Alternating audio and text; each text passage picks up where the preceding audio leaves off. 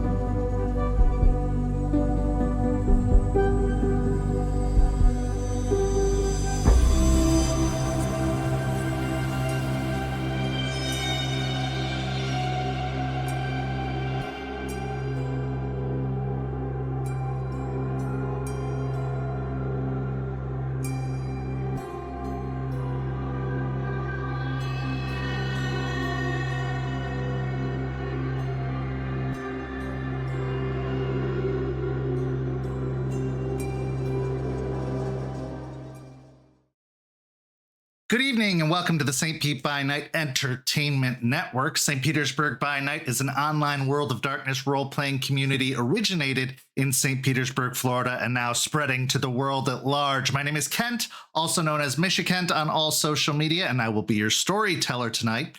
And it's Sunday night, and you know what that means. It's time for Red Tide Rising, our Vampire the Masquerade 5th edition chronicle set in the city of Tampa, Florida, where a young coterie of Anarch kindred, a quickly diminishing coterie of Anarch kindred, attempt to carve out a piece of the city for their very own while combating the threats of the Camarilla and the looming presence of Guru in the area. But before we get to all that, I'd like you to go follow St. Pete by Night on all of the social media you see down below. And if you really like what you see, join the Discord community by following that Discord link where you can join over 150 community members who love the world of darkness and love talking about it. So come join us today. And if you really, really, really like what you see, go sign up for the Ko-fi down below to help support this program, this channel, and this community. We offer all kinds of extras, including behind the scenes content like Rosebud Thorns, sneak peeks to early access to artwork, and merch discounts, and much, much more. So go sign up for the Ko-fi today. Now, of course, it would take a pretty impressive cast of characters to make this story possible. So let's go ahead and introduce those characters now. Players, go ahead and introduce yourselves, if you please. Good evening. I am Garrett, and once again, I'm coming back as August the Thin Blood. Hello. What's up, my egomaniacs? It's Ace. Glad to see the screen full once again, and I play Beau Gene Walker, a Toreador. Hi, I'm Scott. I play Jeremiah the Malkavian, and just because you're paranoid doesn't mean they're not out to get you. Howdy, hello, Internet. My name is Echo. I'm alive and kicking today, and I'm playing Finn O'Shea of Ravnos. All right, we do have a very, very full screen tonight for our mid-season finale, I suppose, early break finale. I don't really have a good word for it because we just started this season, but we're going to be taking a break. For those who aren't aware, for the next 4 weeks or so, I will give you a definite return date in advance on our socials, which, speaking of which, go follow those socials, as I mentioned previously, to stay up to date on all of that. But let's get everyone, including our dear Garrett / August, caught up as to where we are Now, last week, Jeremiah had a meeting with the Ventru Baron of Dunedin, Jacob Brown, to talk about their role in the Anarch movement, as well as what they see as the future of the Anarch movement. While some fun anecdotes and philosophies were shared, Jacob Brown basically told Jeremiah that he would be cautiously and optimistically watching from the sidelines at first to see how Jeremiah somehow manages to put all of this together, especially after making his distaste for Sebastian de Leon very, very clear. So will Jeremiah be able to unify this fractured movement in Florida? Will they be able to put all of the pieces together so that they can have a united front against the Camarilla?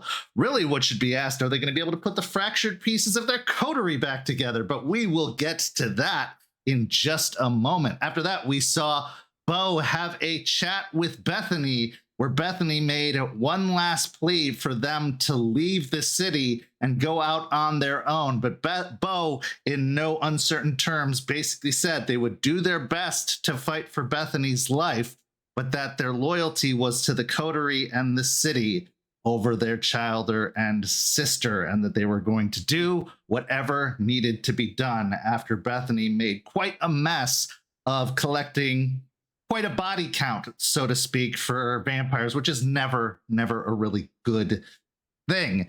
After that, Beau, Jeremiah, and Bethany went to visit Solomon Creed to sort out this whole business. They found themselves at a new location, the dog track on the opposite side of the bridge over in Pinellas County, where Solomon had some business interests. After a long and very difficult discussion, they made the decision that Bethany would be executed. But before the death blow could be delivered by Doberman, everyone froze and the rain stopped as Vesper made his entrance. Seemingly aware of all of the shit talking the coterie has been doing behind his back, he unveiled his true plans and how much he knew about everything that was going on. He took Bethany with him, bringing her into the world they are going to create together, where she will finally get her fill. But before leaving, dropped a very, very important piece of information: that Beau had been part of a Valdery in an attempt to break their blood bond. A Valdery being one of the most well-known and heinous acts of an age-long past of the Sabbat. What was meant to break a blood bond really only created a means of egress for Vesper and his agents to keep tabs on everything Beau had been doing all along, truly revealing the extents of the leak. Needless to say, this sent Solomon and Doberman off to wrap up all of their business dealings and to go to ground, because they were in no way prepared to face both the Camarilla and an elder Sabbat leader in conflict in this city. And until this coterie is able to clean up their mess, they will have no support from Solomon for the time being, as he will be in hiding.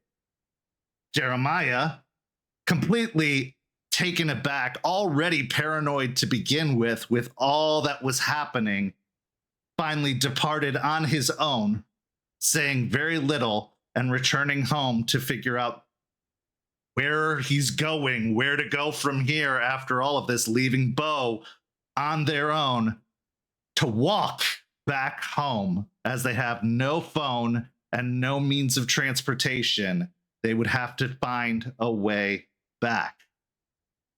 And then our episode ended, where our new episode begins with a completely confused August being dropped off at the site of the former bar, which has now since burned down and been leveled and cleared, with no memory of what has happened over the past few months. So let's get to the beginning of our story, picking up right where we left off.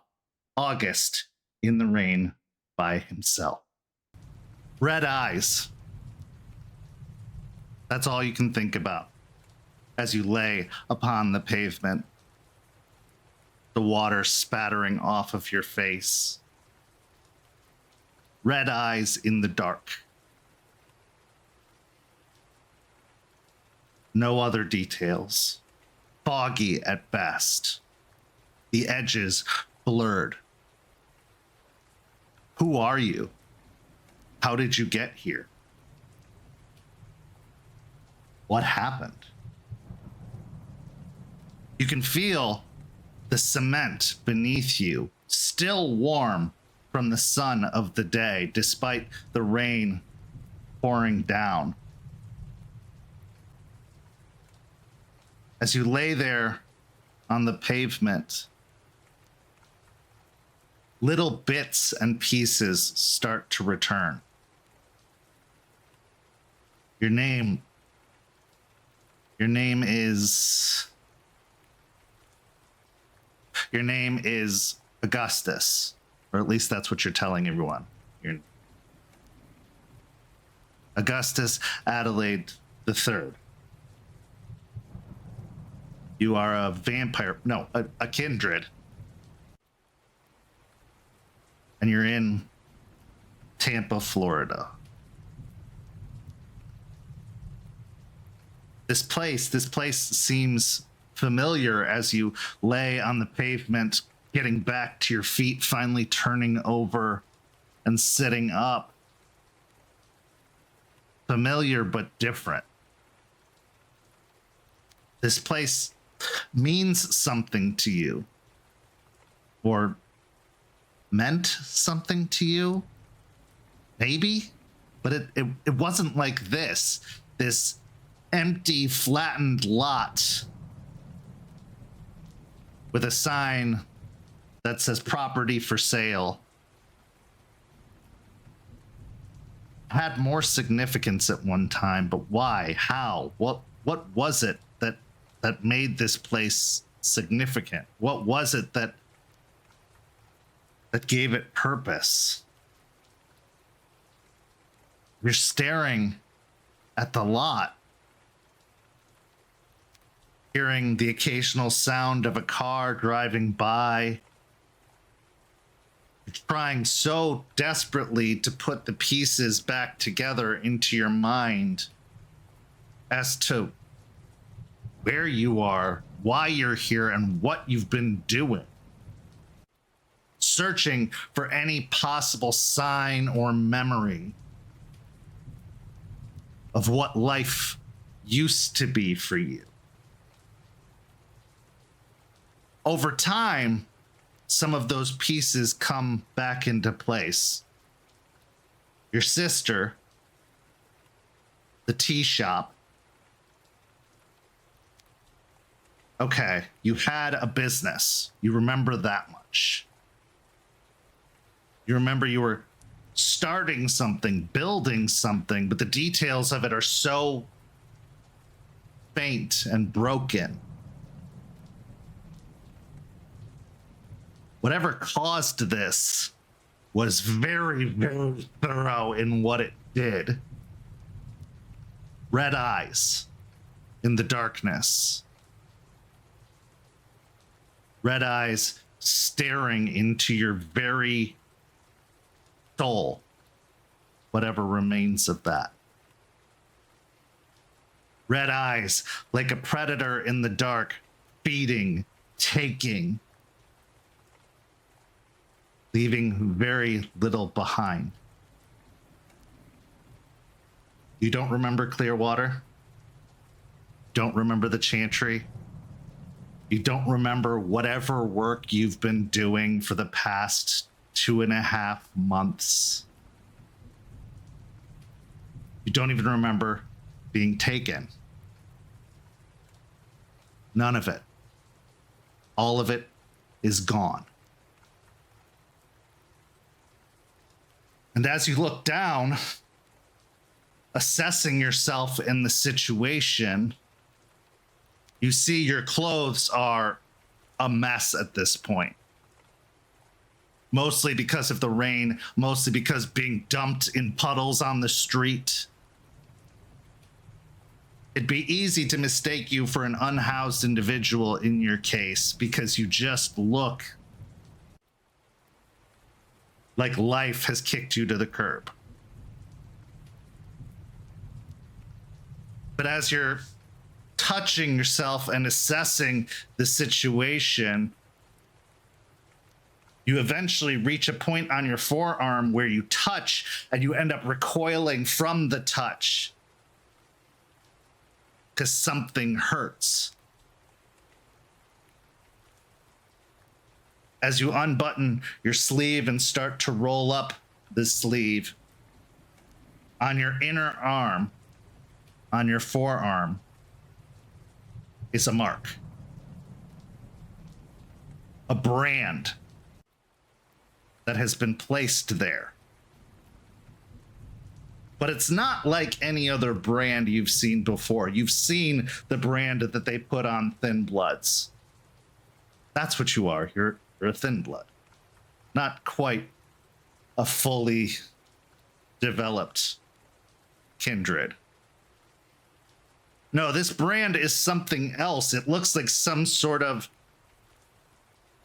ancient and foreign script,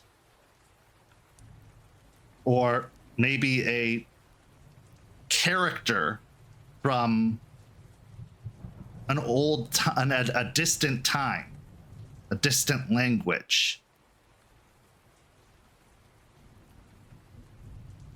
As you stare at it, I would like you to go ahead and make me an intelligence and occult roll. However, I am going to tell you you are currently doing this at a hunger 3.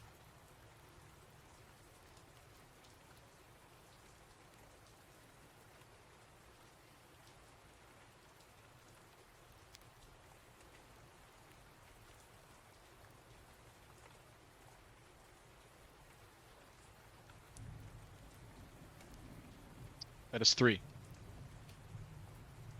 If you're looking over the brand, studying it, trying to go back in your memory about all of the information that you so diligently and carefully filed away in there.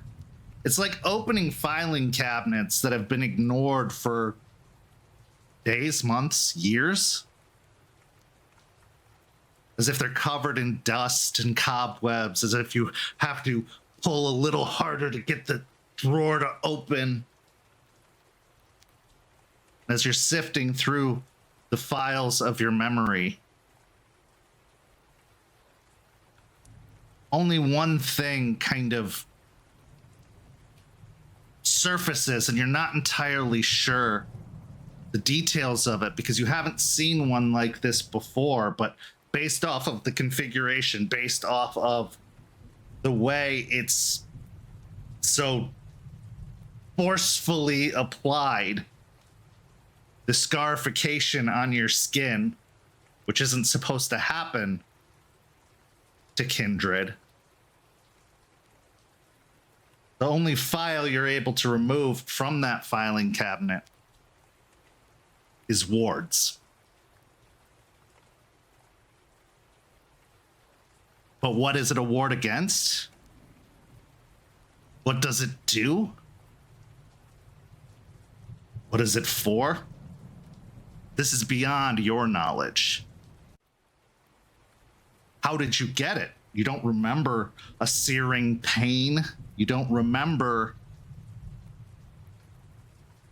this being done to you. And you definitely don't remember a time before this missing period when you would have chosen to have this done.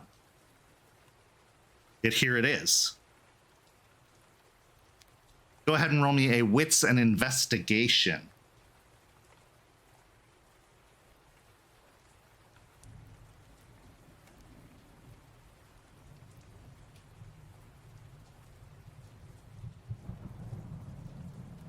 It's a 1. It's fresh, but you're not entirely sure how fresh. Possibly weeks. would be your guess. But fresh enough that it still hurts to the touch. Maybe a week? Maybe? Possibly 10 days? When you get burnt, the feelings of being burnt can last for a long time, the blistering sensations. But this looks like most of the blisters have gone and it's just scarred over. Maybe slight regeneration, but you being a thin blood can only regenerate so much. You don't have the same healing capabilities as a vampire, a full vampire. You remember that much. That's coming back to you. Red eyes in the dark. A hazy image. Who did this? What did this? And why? Why would they do this? As you look to that flattened lot again, that feeling of memories conflicting, colliding against each other, almost seems to take a physical shape in your vision. As you see what should have been almost like an image or a photo negative laid over a photo. There was a building here at one point. A couple of stories tall, made of brickwork. For some reason, you can remember music coming from this place. You can remember strange feeling of safety, as safe as you can feel, being what you are and the secrets you've tried to keep in your existence. But this was a place that brought at least a sense of confidence at one time, but it can't be, because it's not here. You can put the image in place in your mind, but this isn't that. It's gone. It's leveled. It's missing.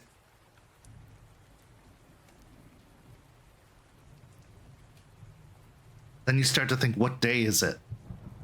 What time is it? You go to look for a watch. There's no watch to be found. And if you have a pocket watch in your vest, it is cracked. And the time has stopped. Who knows when? It seems to be stopped at 12:45, but was that AM or PM?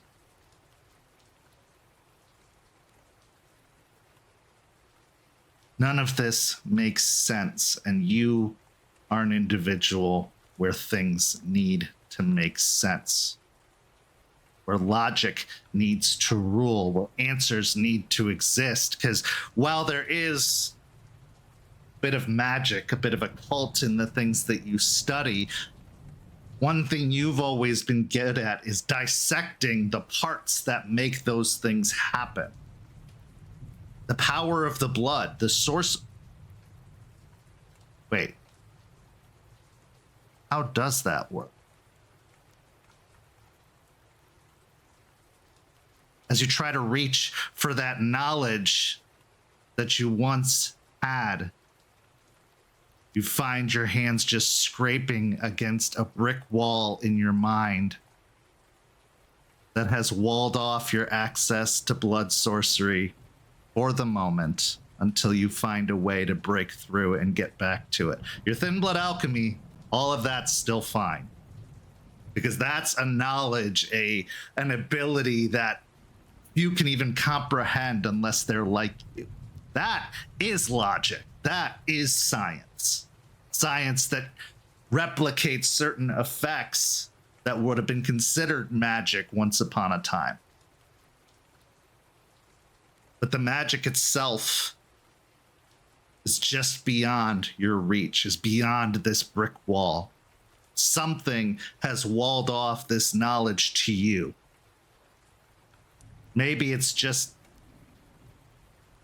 that bump on your head that hasn't quite healed. Maybe it's just the fact that you're being flooded back with stimulation of things that you had previously forgotten. Or maybe it's something else. You knew something they didn't want you to know. Maybe. Or maybe you've just forgotten.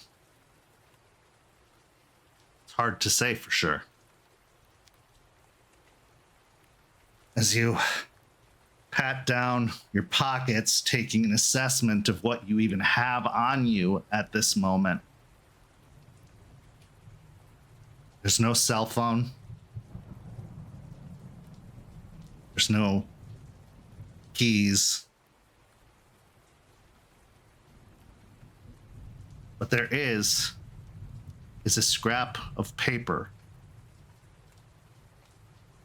And as you pull it out of your pocket and unfold it, it's written in a very fine handwriting that you don't recognize. And all it says is 2 words. As you can see, that part of the message has been ripped off. All it says is "did it."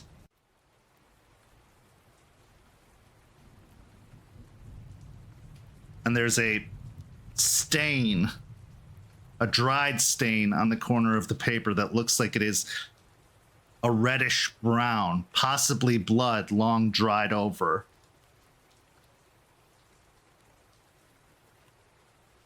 Did what? To whom? For what?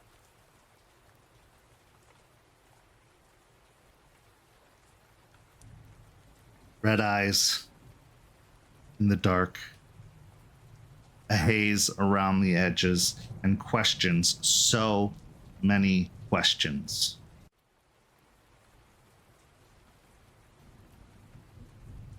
What kind of questions do you have currently, August, as I hand over the reins to you?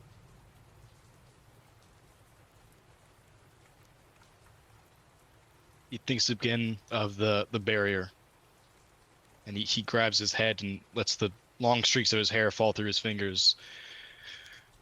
He takes an unnecessary deep breath, but he forgot he doesn't need to. Most basic things are slipping by his mind. He shoves the paper in a place where he thinks it'll stay kind of dry, even though he's completely soaked through by this point. A nice fur-lined coat only does so much to wick away the water.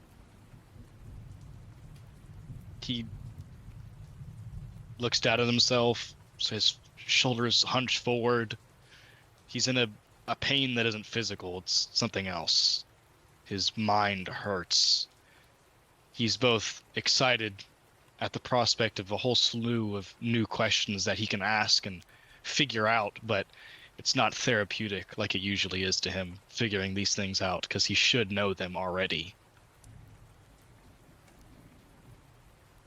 As you're recounting as far back as you can remember of the current time, you remember a dark ride.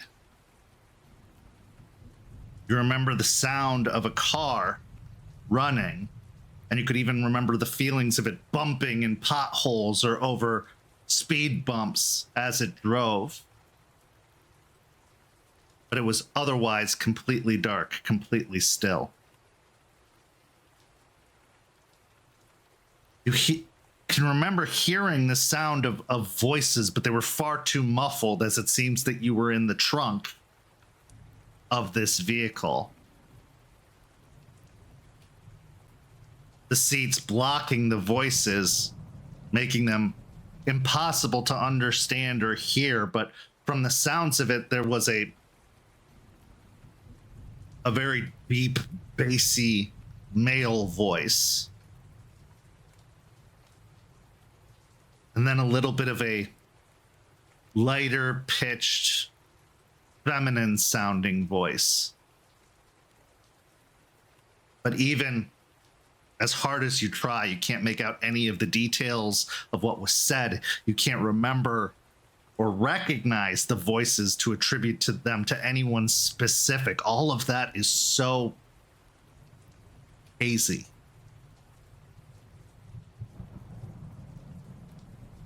As you scramble back through your memory trying to find anything that connects the dots between these voices, you think back to your origin.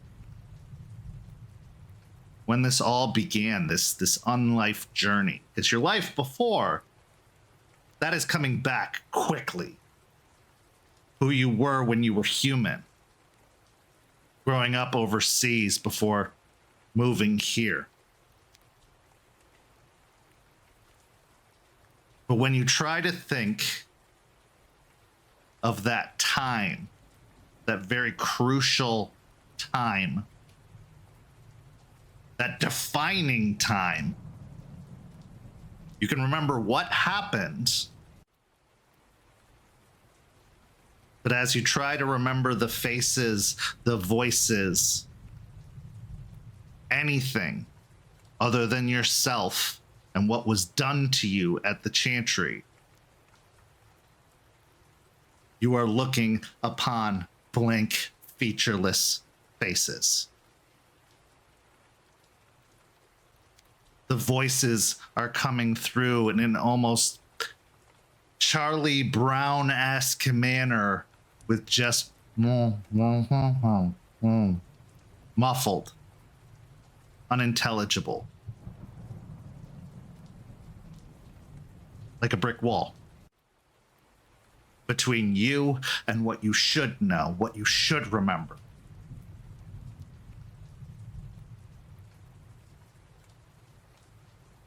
Red eyes in the dark. Eyes that clearly took something from you. Something that you possibly value more than anything else. Knowledge.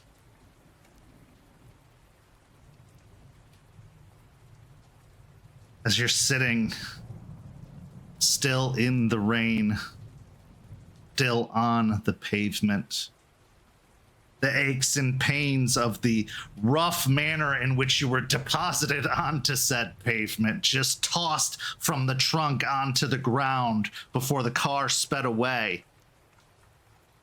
You didn't even think at the time to look at the model or make of the car or license plate or anything like that. You were in such a hazy state at that time.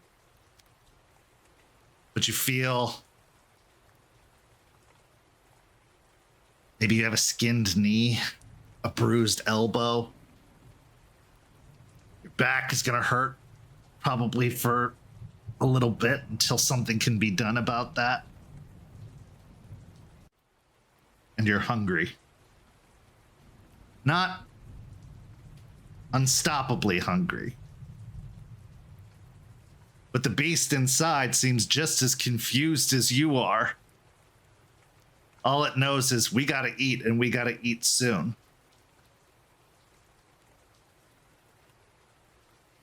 Go ahead and roll me a wits and awareness check.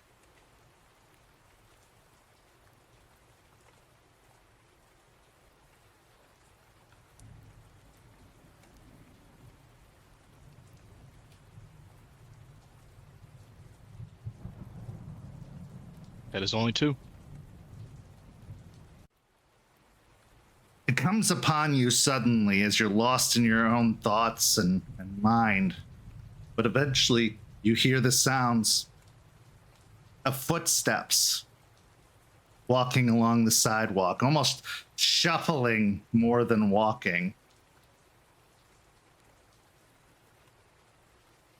Could this be a meal?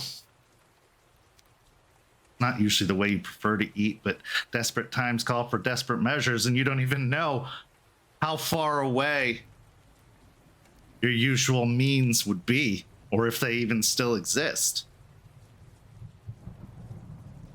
But as your eyes turn to view the source of the footsteps,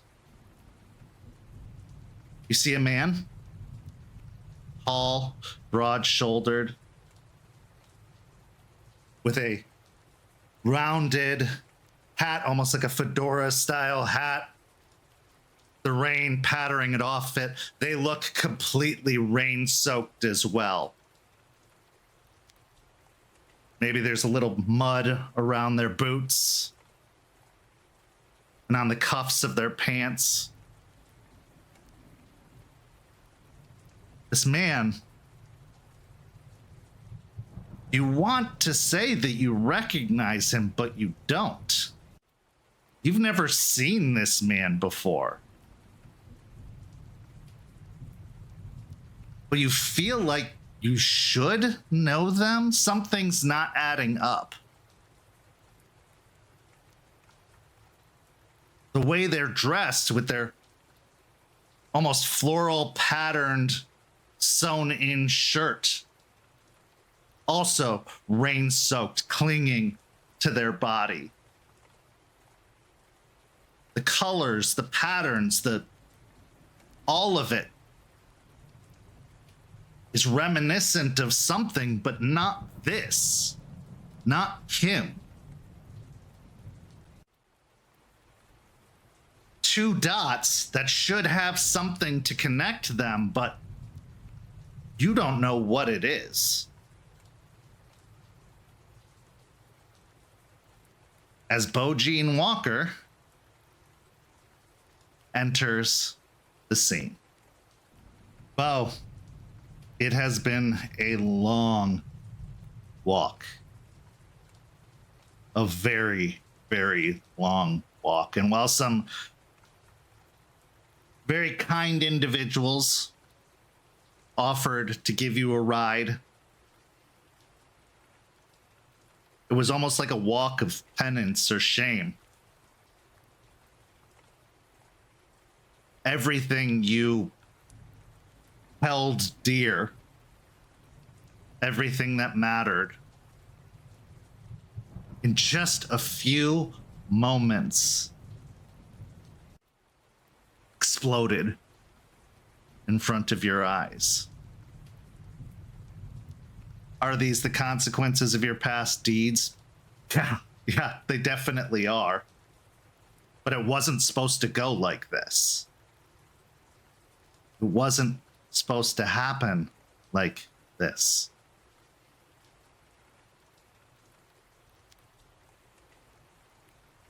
It's these thoughts, this numbness, this shell-shocked feeling that has made this long, arduous journey back to the site of the waiting owl where it once stood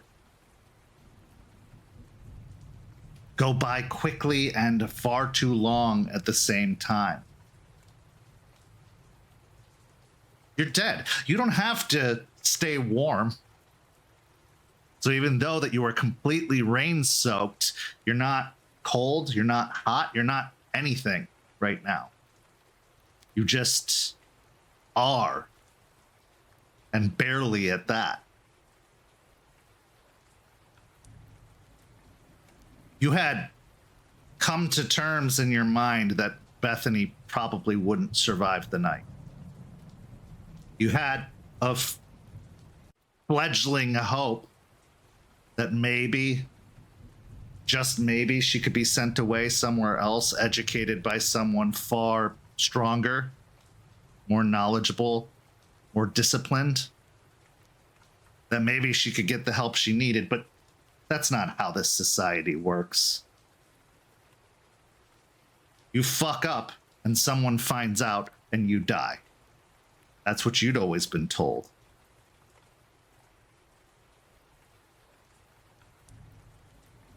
But also, if that is the case, why are you still here? Especially after the events of the last several months. You killed a Primogen and then went to an Elysium where they know you killed that Primogen and walked out alive.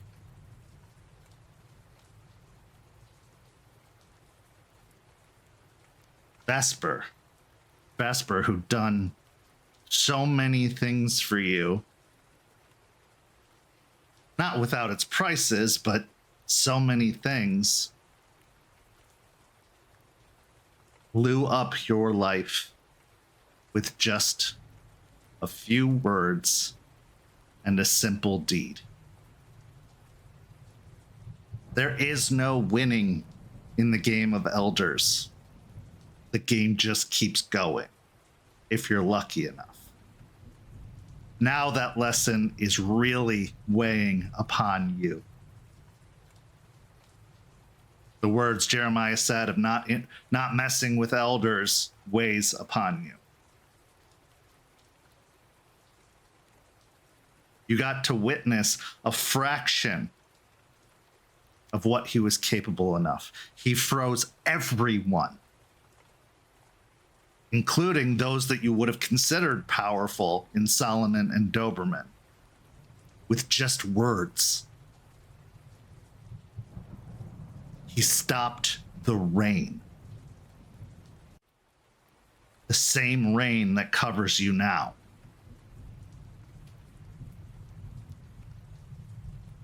And he did it without breaking a sweat. That malice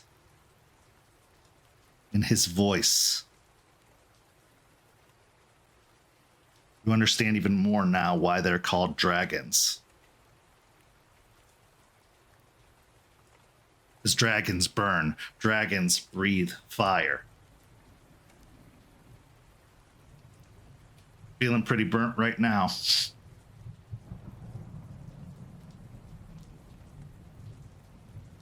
As you arrive at the site of the waiting owl, go ahead and roll a wits and awareness for me. However, I'm going to say it's at a -2 as you're super lost in your thoughts and mind.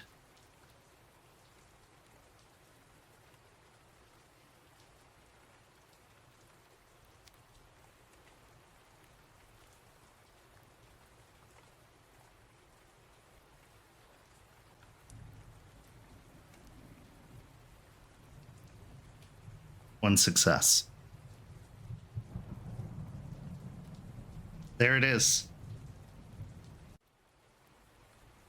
The remnants of the place that was once home.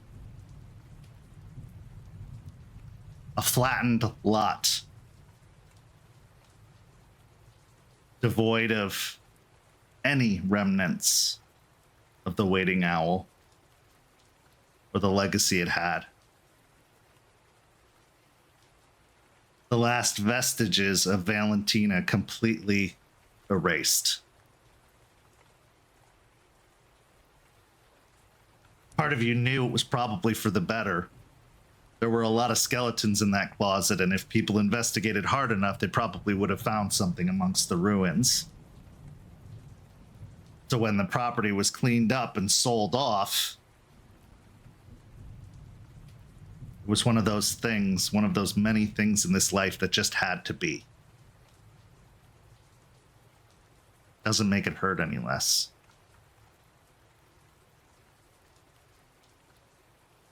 As you're approaching the property, staring at what used to be, out of the corner of your eye, you see a huddled mass upon the ground at the side of the road. You turn your eyes to catch it, to see it, to look.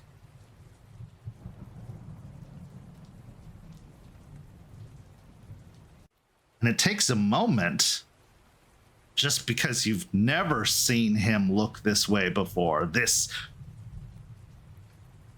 trashed, put it simply. He's a man who's always been put together, to say the very least. He does not look put together in this moment. As you look upon August for the first time in over 10 weeks, the scene is yours. Just as a reminder, Okay. August, you do not recognize Beau at all. They literally went through a physical transformation. So they look nothing like what you remember. The only thing Also, that's familiar is the clothing. I'll say he's sitting with his back towards you, and just both of his head in his both of his hands, and there's just like a mumbling, very faint mumbling noise. Beau will slowly approach and squat down, keeping a bit of distance between the two of them. August, is that you? His head will turn over his shoulder. I'll take one hand off his head, keeping the other gripping with a handful of hair, and he kind of looks back to you. Do you know me? Yeah, we were in a group together. He's gonna try and bite you. All right, so go ahead and make a strength and brawl to try and grapple to bite. Beau, you can make a dexterity and athletics or strength and brawl of your own to try and hold them off. Going strength and brawl. So what's that look like for you, old guy here? I got 2 dots in that stuff and 3 hunger dice. It's just 2 hunger dice then in that case.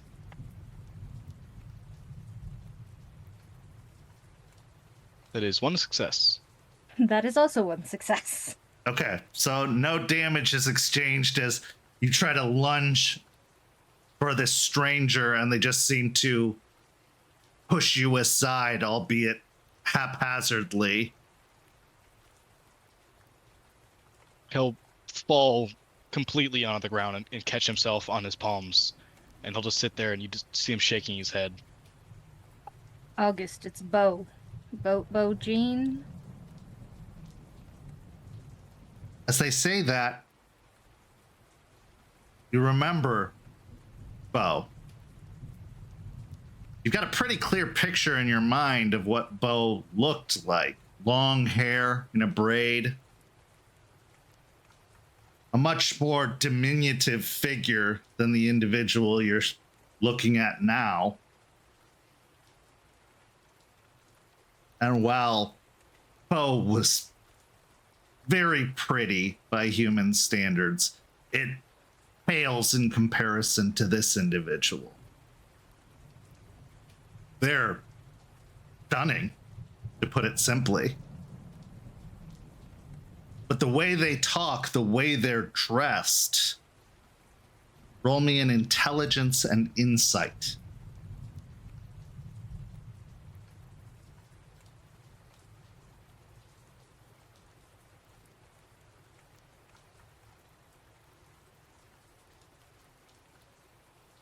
That's 3.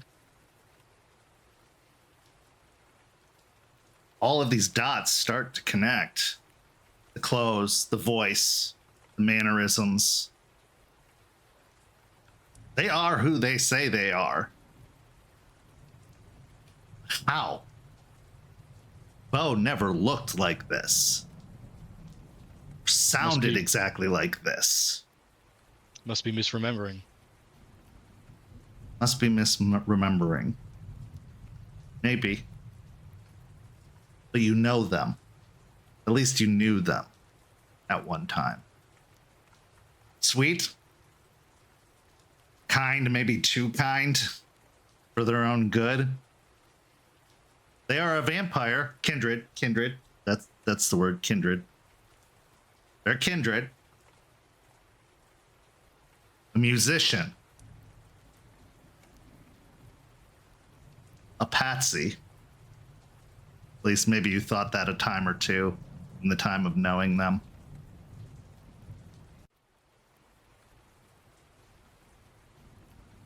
But this is different.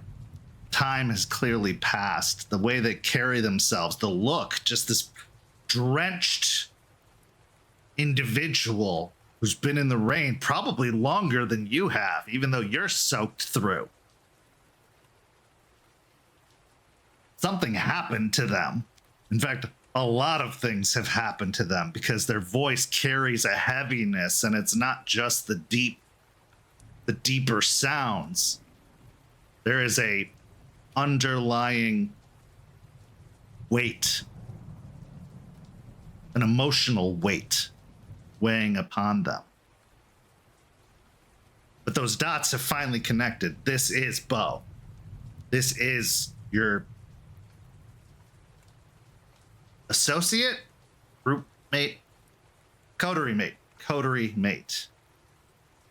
So you were in a coterie, you remember that. And there was Beau, and there was Ghoul, the young woman. There was Jeremiah. Jeremiah's pretty unforgettable. You remember the chess games, you remember the long conversations. All of that is flooding back over you in waves. And Solomon. You remember Solomon. You remember your employer.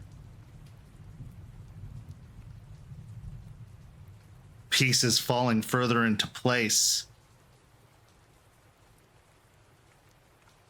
You may continue. He's on all fours now, again facing away from you after you, we'll say, shoved, to be generous, to the side. He just laughs. A sob? He... I don't care. He stands and grabs his head. You see one of his sleeves is rolled up, and he reaches down and just grabs his forearm as hard as he can, where the mark is placed. Who you are? Who am I? I don't care who you... And he'll stand and just choose a direction that seems vaguely familiar in his mind and sort of stumble, almost like he's drunk, very slowly. What do you mean? Who are you? You're Augustus Adelaide III, coterie mate. Just following along behind him. You just kind of disappeared several weeks ago. Now you're showing up here. What's been going on? Where you been? He's looking down, not watching where he's going. He's stumbling over every little rock or pebble or crack in the concrete. And he's just looking down at his forearm, and he's squinting, he's shaking his head, he's breathing heavy, and he kind of just... You know so many things. You know way too many things, some would say. And then you know nothing at all. What does that make you? And he'll stop now and quickly spin back to face you. Like, what does that make you?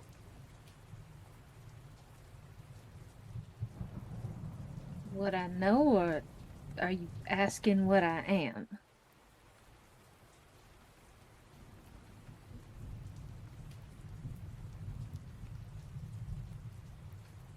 Just stares blankly at you.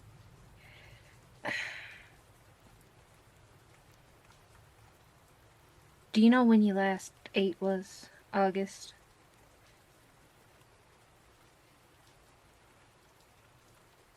No.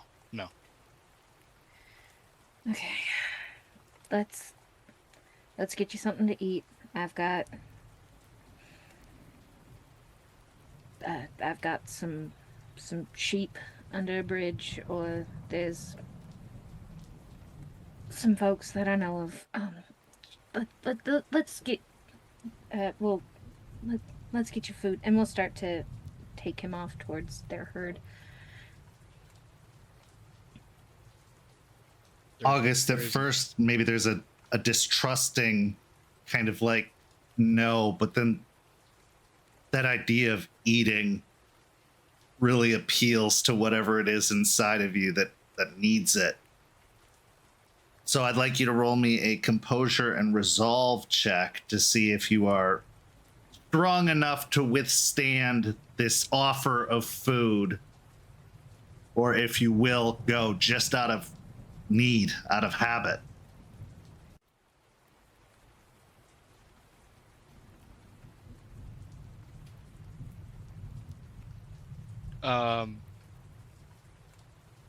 There's 3 onks with 3 stars. 2 of them are blood dice. So that is a 6 successes with very messy Very, critical. very messy critical. Okay, so 6 successes though. 6 successes. Yes.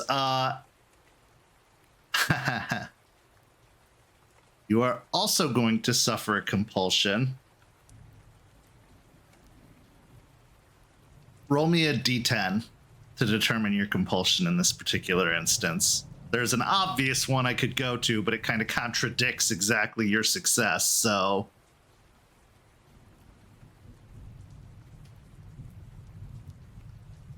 Dipping into the actual D&D bag here. 4. 4 successes. Okay. The compulsion that you are going to suffer from is paranoia.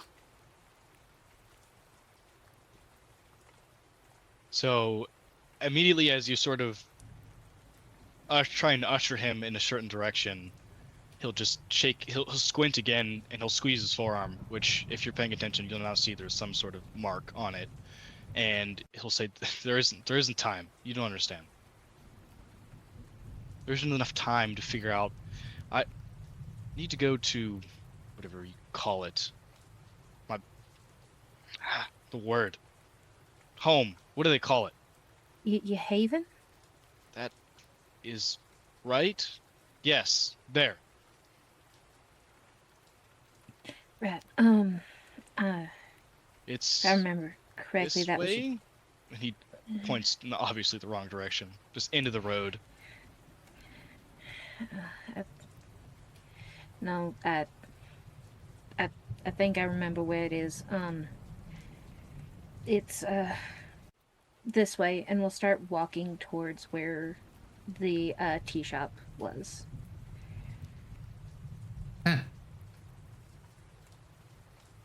At first, August, you're distrusting, to be sure, of following this individual who doesn't look like what you remember, but somehow is what you remember. Very confusing, very... If they've changed this much, can you even say you know them anymore? But you follow, because things start to become familiar as you keep probably 6 feet between you, at least. Maybe even more. Because what else are you going to do? You're lost, and they are the only lighthouse in this storm currently, and you're not even sure they aren't just a siren on the rocks instead of a lighthouse. But again, what other choice do you have? But as you follow, things become familiar. You remember this street, you remember these buildings, you remember this place. They aren't leading you afoul, they aren't leading you wrong, they are taking you home to your haven, at least your place of business. And as it draws nearer and nearer, you see it. You see the tea shop where you worked with antiquities and restoration and a little bit of herbalism. As you arrive, you go to where you know you've kept a hidden key, because you don't have any keys on you to speak of at the moment. You have no means of getting in. But you grab the hidden key, you go and prepare to unlock the door. Roll me a wits and investigation.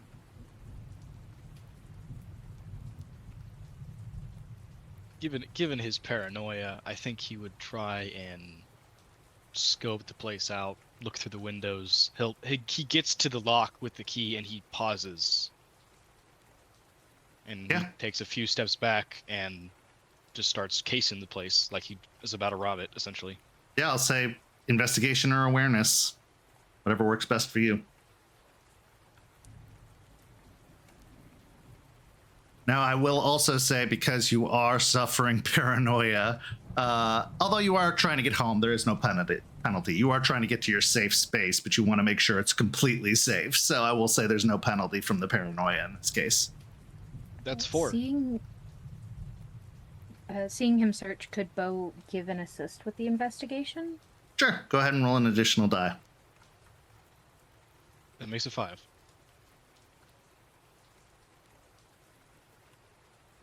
Somebody broke in. You can see that the door has been messed with, the lock jimmied slightly. Been a while, weeks even, since this happened. But there's no broken windows, there's no glass, there's just some markings around the door frame that show that somebody was in here at one point. Did they steal anything? Are they still here? All these terrifying thoughts just kind of help their way in. Is this place even safe? But yes, that's what you found, is that somebody has clearly broken in at one point. Do I get the inclination that the door is still open? No. I will say that the door was probably locked again. I think above table Jeremiah would have been keen enough to lock the place back up and not leave it unlocked after breaking in. He's going to see if he can remember where the mailbox for this business was. Did they just slip it right through the door? Was there like one out by the street? He's gonna see if he can go and find that. I'll say that's up to you. Would you have had one of those door slots, or would you have had a mailbox hanging on the outside? It was probably a door slot. He's gonna go and see if the mail's piled up, or if somebody's been collecting it. Did you have any employees or anybody who worked at the shop besides you? My sister ran it. Your sister probably would have been on it, so I would say it's probably all picked up. So that Maybe there's tells some him- mail from today that's in there, Right. but that's it. He looks through what little light he can through the window, and he takes that to mean that they haven't gotten to them. But he doesn't trust it. He very slowly, intrepidly tries to unlock it. It unlocks. To Beau's perspective, he looks surprised that the key for this door, that is very obviously for this door, worked. He gently pushes it open and peeks his head around, and will walk in. Just this puddle trailing behind him, essentially.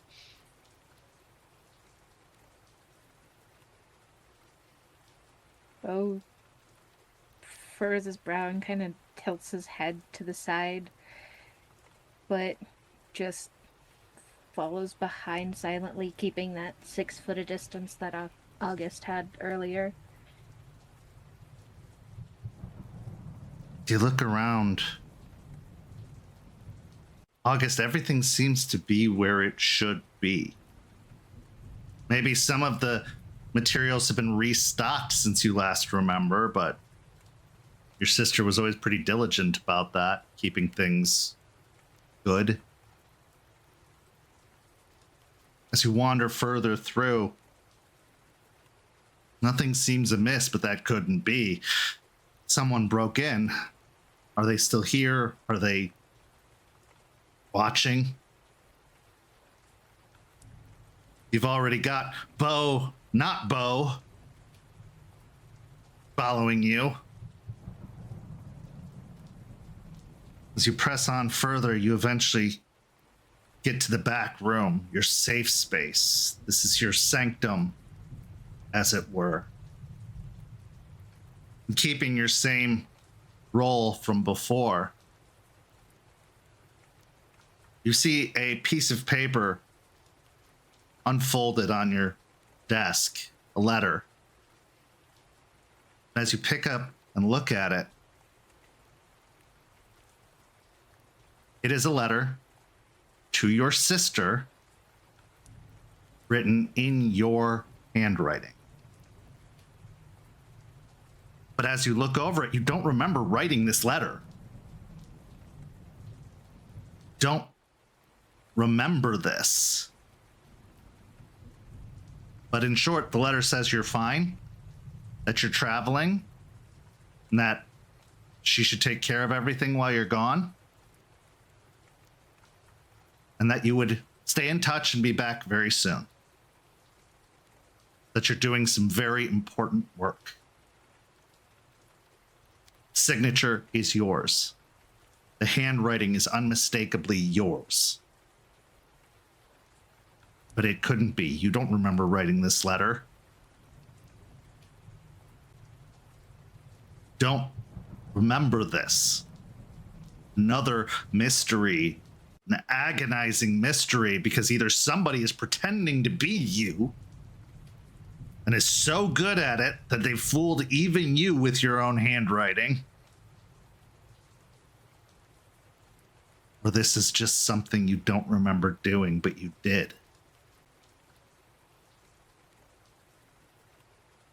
But it would explain why the mail's been collected, why the business has somehow run in your absence, and why he didn't come looking for you.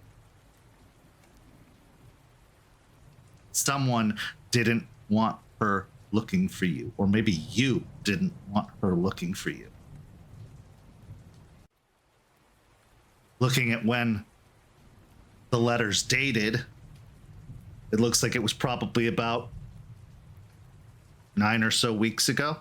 Now, you've gone on business trips before, and it's never been a concern. Your sister, while she doesn't know the full lengths and breadths of your situation, knows enough to know that there are some things you just don't ask about when it comes to Augustus. That he's going to be mysterious and strange and a little coy, but trustworthy. Family. So for you to have written this letter, you must have been very concerned that you were not going to be coming back anytime soon. Enough to notify her. But why? For what? How? The letter doesn't say. And if anything, it looks like this letter has been handled several times in the time since it was sent. As if your sister has looked at it to confirm that there was no return date put in there as the weeks stretched on.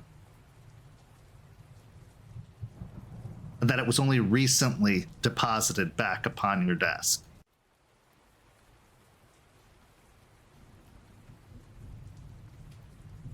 And that's where you are. His face swims with emotion. His jaw clenches. He looks angry. A blood tear runs down from his right eye and drips onto the page. And he shoots his head back towards Beau, who he assumes is standing behind him. He says, I asked you what it makes you. Do you know what it makes me? It makes me angry.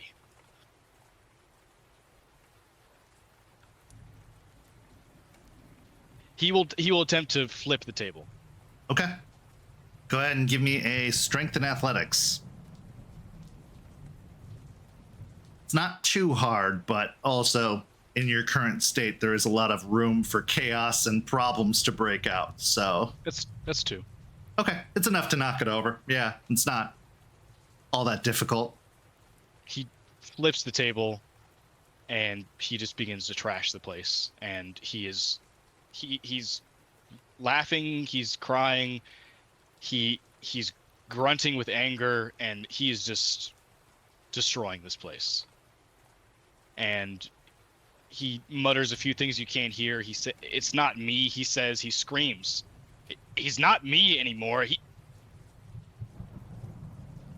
Before he freezes and just kind of sits down in the middle of the wreckage on a pile of wood scraps from a table that used to have a chessboard on it.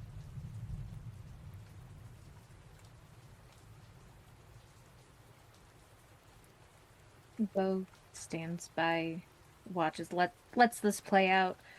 In the past, when trying to deal with Tyler's temper, it never went well. Has just learned to keep distance, let it right out.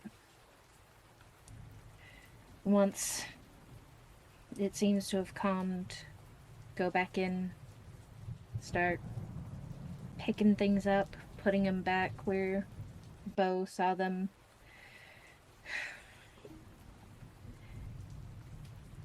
It makes me very confused. Like I said, you just disappeared out of the blue for several weeks. And even before then, you were super secretive, so I can tell you what I know if you're still confused and uncertain, but I don't know how accurate it's gonna be. He'll look up to you, scratches on his face. He's bleeding on his hands from gripping splintered wood. And what are you to me? I thought we were friends, though I don't know if you ever really considered me a friend. I don't know either. You said I was gone. What makes you think I'm back? Is this like back Yes. to you? You're standing here, and you're alive, and that's better than the alternative. What does It could alive be even better. mean? You don't. He looks down at his forearm again, and he just squeezes it as much as he can. The words you're saying, you're seeing they're coming to him. It's just he just can't understand it. What happened to your arm? He'll stand and go to a desk that was too far for him to rage on, and he'll pull a drawer open. There's piles of notes. He'll pull folder after folder and slam it on the desk. The answer is in here. I just can't read it anymore. And he will flip it open, and it's research of some sort. There's occult symbols, languages other than the one that we speak now. There's Old Latin, Germanic. Some of these pages are yellowed with age. And he just starts spreading them out all over the desk where they were organized in their individual folders. They are now a pile randomly on the table. And he just leans over them and takes one, and I can't read it anymore. This was me. This was who I was. And now it's nothing. And he'll just rip one and throw it to the floor. That's what it is now. Would I make a roll to try to figure out what's going on with the writings and symbols? Sure. Go ahead and give me a wits and occult.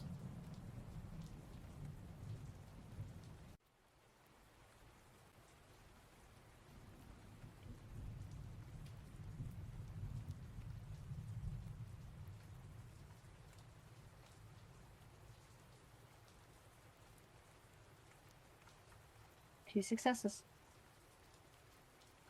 Most of it is unreadable nonsense to you. You can't make heads or tails of it. But as you're looking it over, a couple of things are sparking in your mind. You've seen similar writings. I won't say the same writings where, but you remember again in your time with Talia, which seems so long ago now. You remember being present around writings like this before, but you were always told it was out of your depth. This was effectively witchcraft.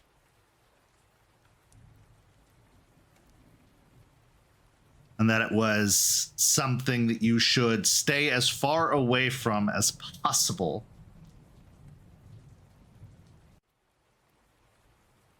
because the warlocks, the imposters, would never want you to see this. You knew Talia was referring to the Tremere.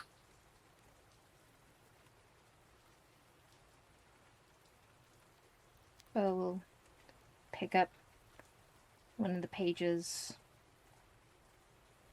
run their fingers along it, and even though he can't fully read it, there's that flicker of recognition as his brow furrows.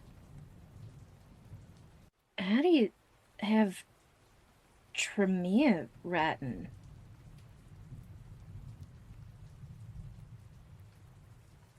He'll try and reach out and grab the same hand that is grabbing the page. Beau As he grabs your hand, August didn't have any friends, Beau. But he's dead now. Nothing remains. And he'll look down at the page. It is unreadable to me as it is you. And for all I know, whatever I is now, I wrote it myself. This is what me... There's a reason I was able to live, whatever you call it, for as long as he did, I guess, and it was this. And it got him killed anyways.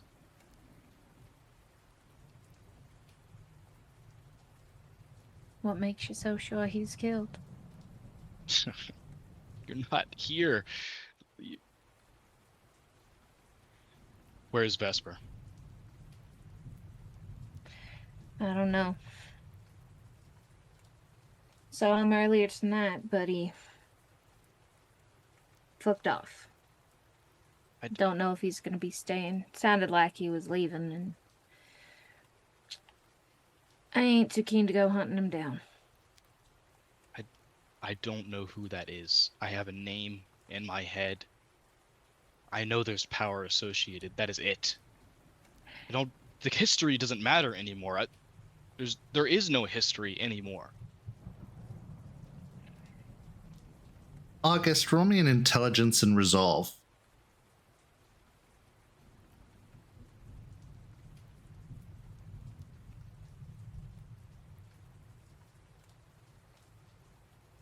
We'll spend a willpower if I have any of that left.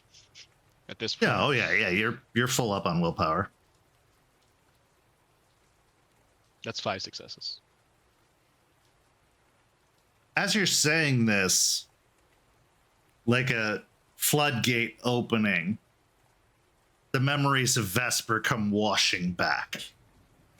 You do remember Vesper. You do remember you had a deal with Vesper, and that Vesper would unlock secrets to you as long as you kept him entertained. Have you been doing that? Have you not? Although as you're thinking about those memories, you remember those creatures, that creature in the basement or in the storage, the delivery bay, that servant, how distorted and monstrous it was.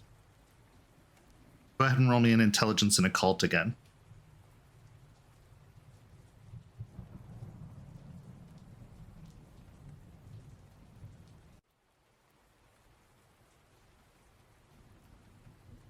That was almost really bad. 4 though. Tzimisce have abilities. Now Vesper has far many more abilities than you assumed Tzimisce to have at one time, but he's an elder who's surprised by that. He could change people and things. He could manipulate their form. He built that thing. He created that thing, whatever it was. And another dot connects. Now, Beau didn't look like this before. But Beau looks like this now. And things like plastic surgery don't exist for vampires. They always go back to how they looked every single day. The only way to change one's appearance is to do it temporarily, like a haircut, when you wake up at night to keep a more modern look, or to be changed. Beau was changed. Unless there's some secret cabal of Tzimisce running around, only one individual had the power in the city to do that. You remember Vesper, or at least there was a version of you that did, that still remembers that. That has passed on that remembrance to this version of you. But you're right, you didn't when you said it, that was true. But in just saying that, it all came flooding back. And now you have connected another dot. The Beau that was and the Beau that is had an encounter at some point where they were changed. At least that's what you're guessing. As you were saying to him, he left, you don't think he's coming back, August was just blankly staring at you, just not listening as he's having this revelation. He kind of blinks and his hand retracts like you're a hot stove, and he stumbles back into the desk behind him.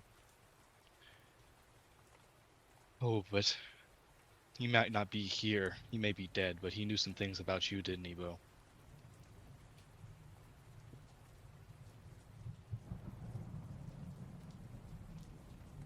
That's possible. Like to talk in riddles, like, yeah, a little bit. You sound like him, you look like him.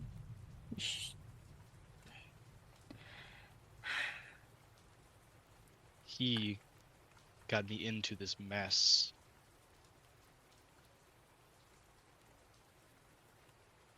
Yep. We know And he had a that. deal. Mm-hmm. You know about that as well? We know, we being Jeremiah and I, know that you had dealings with Vesper. He told you where the Furcus was. Past that, we didn't really know exactly what your deal was.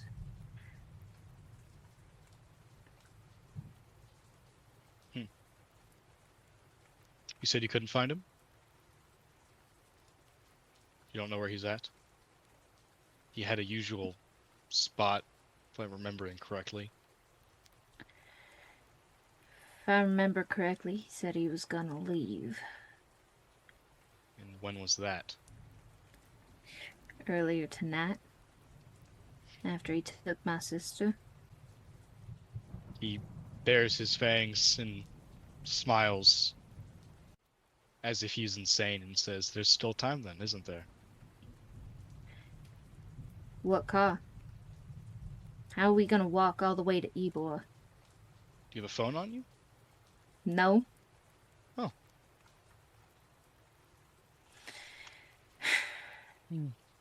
Would August have been classical enough to have kept a landline for the business? Oh yeah, one of those refurbished ones he made with the old little dial that he's managed to J-rig to actually work with the modern phone lines, definitely. Well, it's knocked over probably on the floor right now, but yeah, it's there. It's still connected to the wall barely. He wasn't strong Yeah. enough to rip it out, but it's on the floor, and he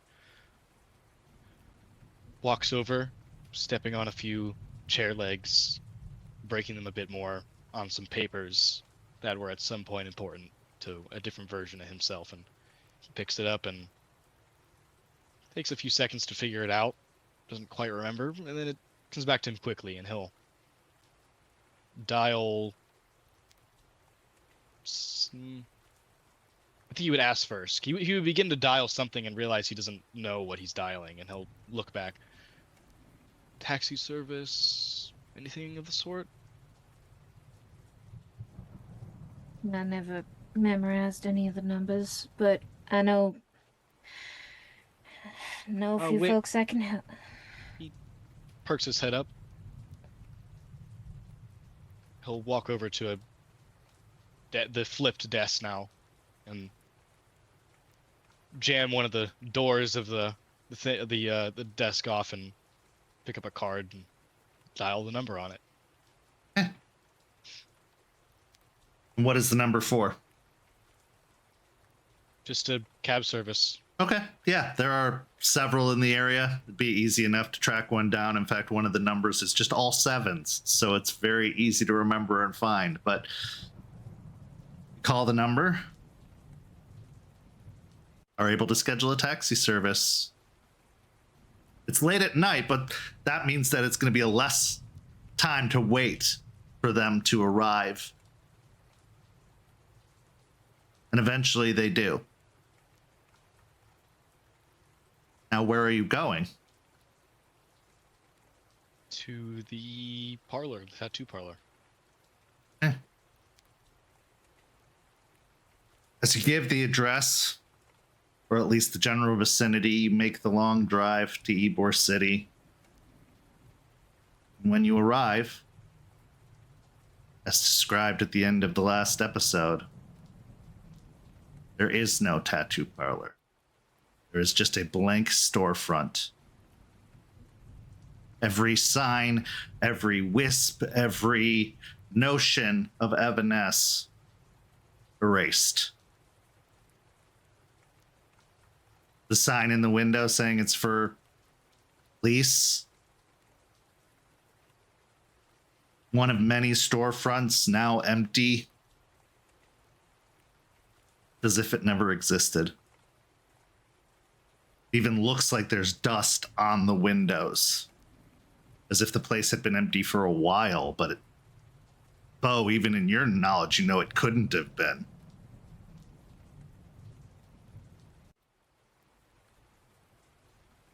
What is this?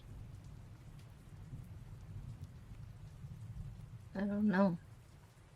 How did he back up so quickly? Too many questions. And he'll walk and go inside and look around. You can't go in. It is locked because it is a business that's being leased, but you can look in the windows, which were previously curtained and draped, and you just see a blank floor space leading back to that door that leads to the back room area.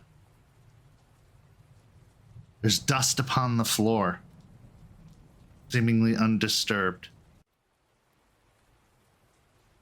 There's the counter, but it's not as ornate as it was before. It's just a standard glass paneled counter. There's nothing here. There's no one here, and there hasn't been, it seems, for some time.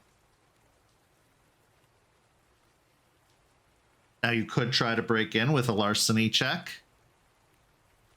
Unless you want to be very obvious and just smash a window, but it is still Ybor, and it is still a highly trafficked area, so that would not last for long before someone came looking. Yeah, he's feeling reckless, whoever he is, and he's getting inside. So he's going to try and not break any glass, but we'll see if it comes to that. Okay. So you can give me a strength and athletics to try and just pull the door open, breaking the lock that's probably holding it closed. Or you could try I would say you could try a dex and larceny, but that's still going to be a tough sell because you don't have any lockpicking tools on you. You don't have anything that would be super useful. Either way, it's a 3 dice pull with 2 successes. All of it's hunger. Okay. 2 successes is not quite enough as you try to grab the door and pull on it. you see one of those realtor boxes and you try to pry that open, but you're just not having an easy time of it. Give me a intelligence and academics, or wits and academics, because you're going to see if you can try to quickly figure out the pin code to the lockbox to get in. You said wits, right? Not intelligence? Yeah, wits, yeah.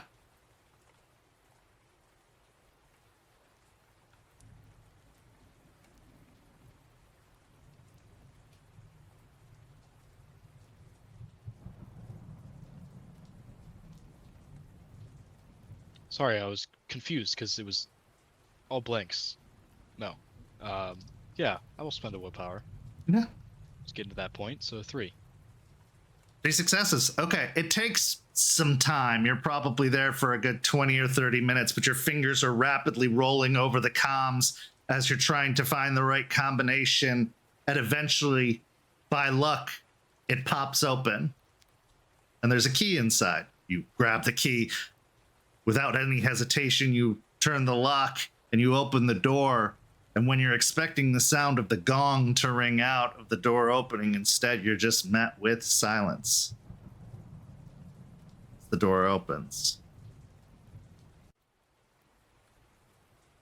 Some of the dust is disturbed immediately as you step in, leaving footprints in the dust that has started to collect across the floor. What do you do? And how many times have you been here, Beau? How many times have you? I don't remember.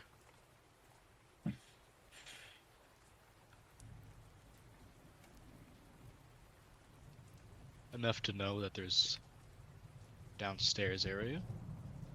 He takes a deep breath in, smelling for anything, and will move forward, look throughout the entire place, search it for something. Sure, give me a wits and investigation. Doesn't know what he's trying to find, but he's trying to find something. I will offer an assist if I can.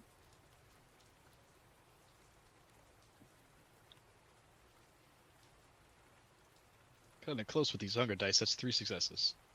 Okay. As you're looking around, trying to turn over whatever stones you can to find any bits or clues or information, it's nothing. Literally is as if it never existed. But you know for sure it did. You know the way to the loading dock. You know, going through this doorway, down those stairs, that's where the loading dock is. And it is, it's there. But it's just empty. Nothing is here. Tries to find that cage Nope. that woman was in. And whatever is there now, a blank space, will come to stand there.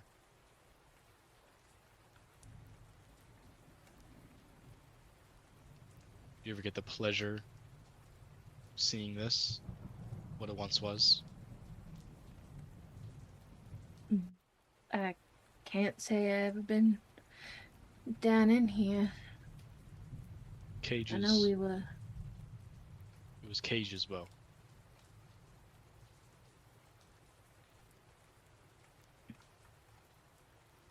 With things in them. Not all human. Most not human.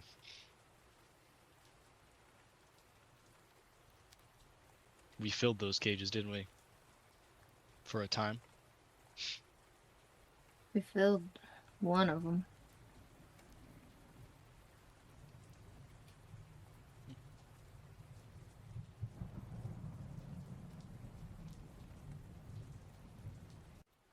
Just one? You and I filled one of them. I helped fill a second.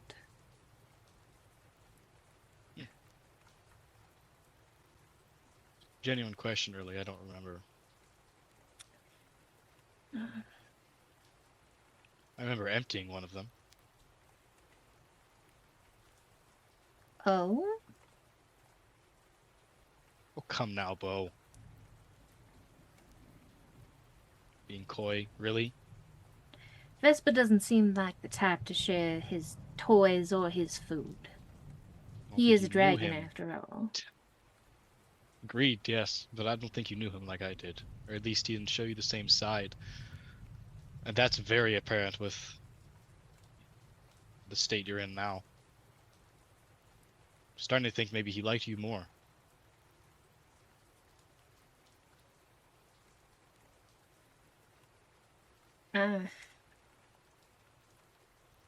I don't know if I can confirm that, if I'm honest.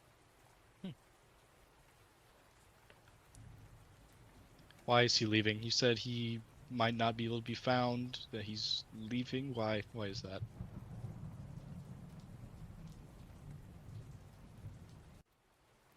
Jeremiah might be able to explain that a little bit better. Well, I didn't ask him, Beau.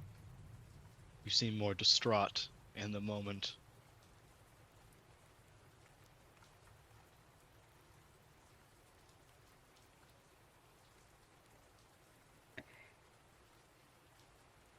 I'm This sure should Jeremiah be- will give me a much more detailed account of the events. He always does, but Yeah. I ask you for your specialties.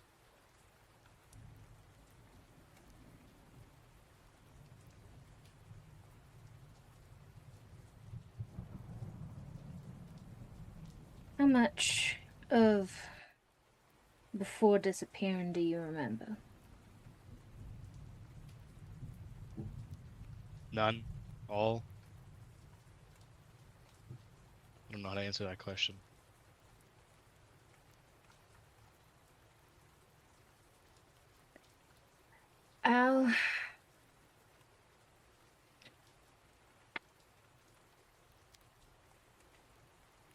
I'll answer your question.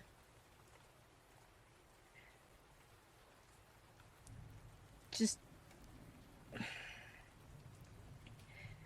will you let me get you to a safer spot where we're a little more secured? And I can call Jeremiah and Finn. Who?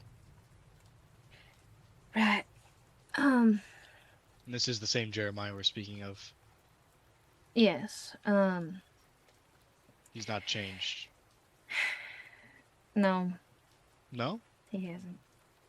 Or at least, not much from what I can tell. But,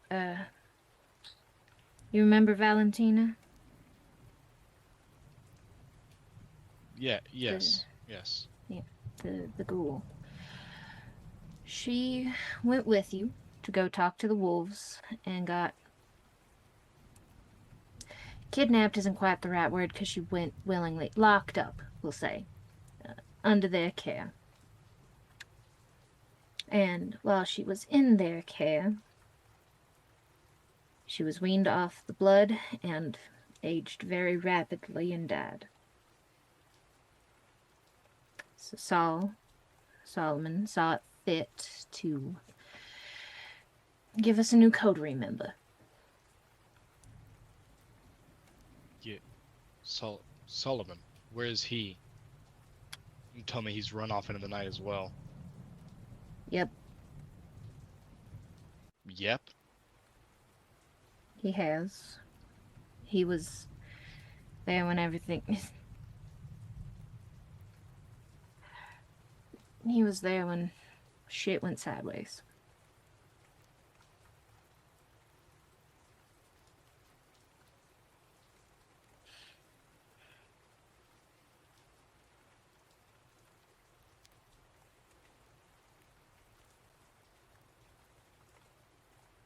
Said he was gonna disappear.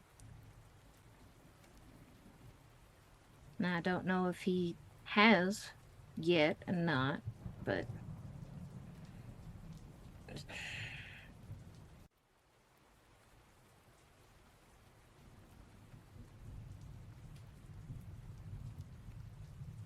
I don't know if we have the time to go and check.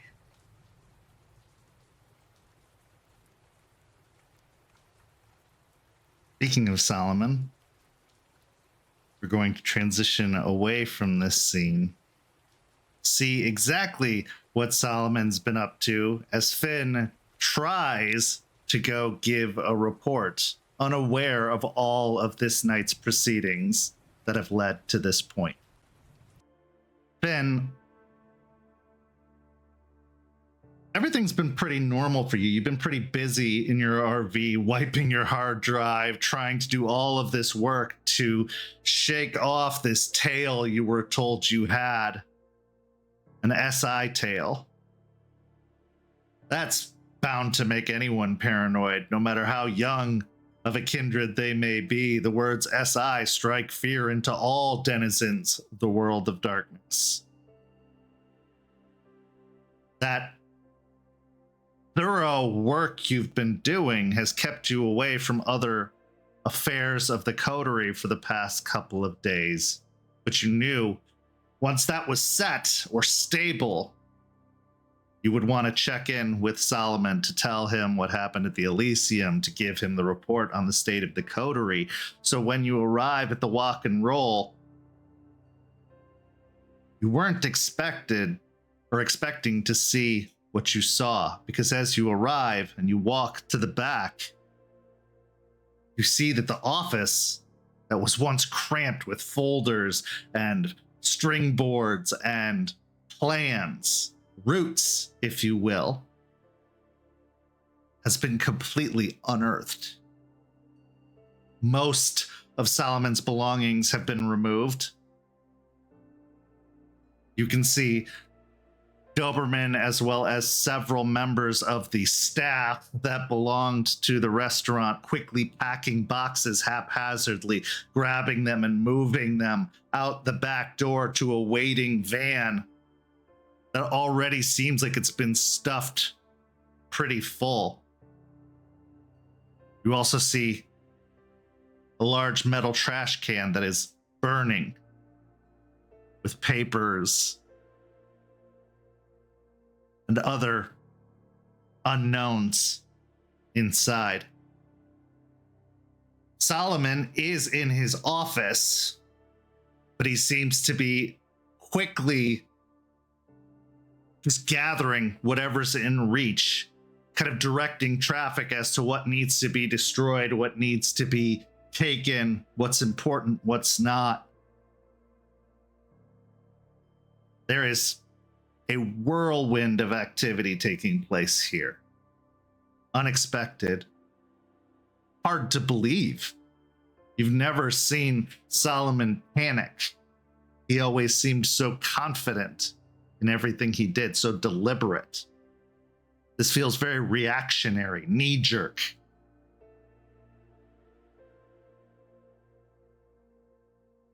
But as you enter in, he stops what he's doing for a moment and looks to you, but he looks to you with a face that doesn't seem sly or coy or confident. It seems almost distressed.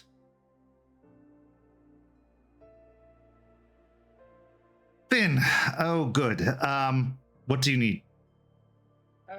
Hey, Unky, I got the report for ya. Did someone shit in the wrong bin or something? What the fuck is going on?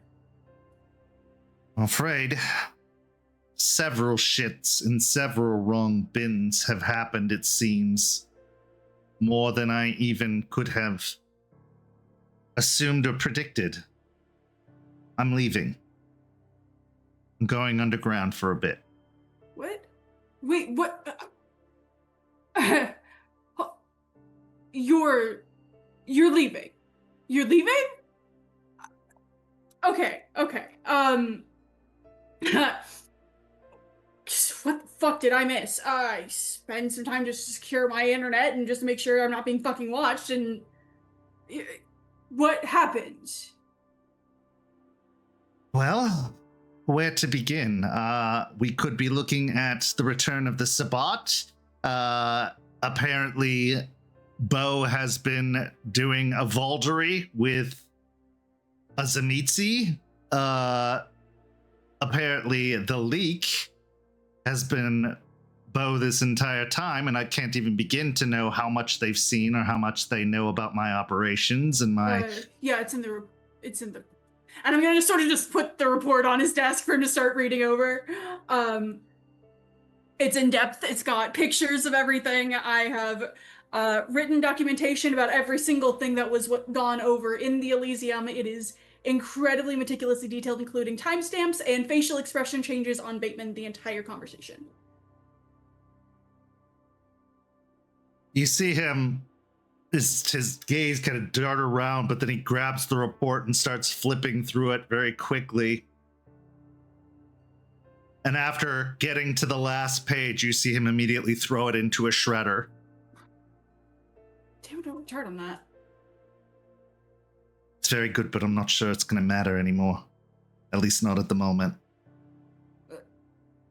If you're leaving, who's going to be Baron?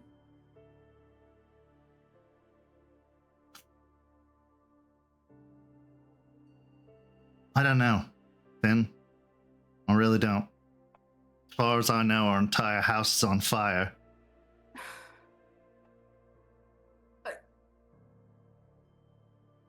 You're my Mala, dude. Like, what am I?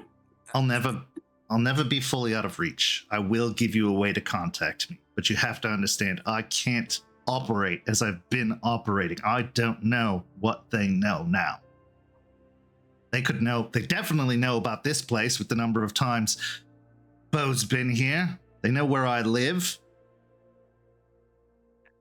My entire operation is compromised. Yeah, I get it, but also at the same time, you got fucking responsibilities here, dude. Like, you own the territory. Like, just packing up and dipping is without, like, listing a successor or something. There's gonna be infighting. This entire place is gonna catch on fire. This is my home, dude. I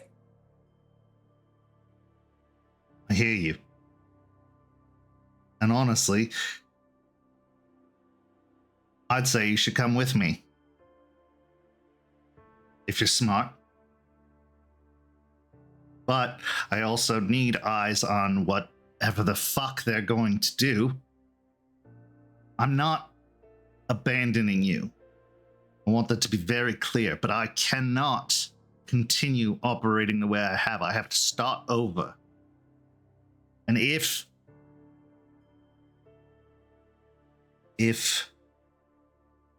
Sabat is returning, this place is about to become a battleground of epic proportions.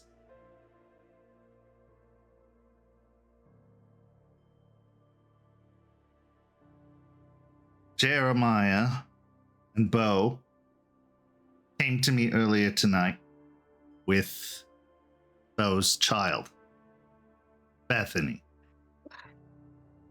Well, apparently Bethany's been very busy these past several weeks and created a stack of bodies that the Camarilla knew about and cleaned up. Yeah.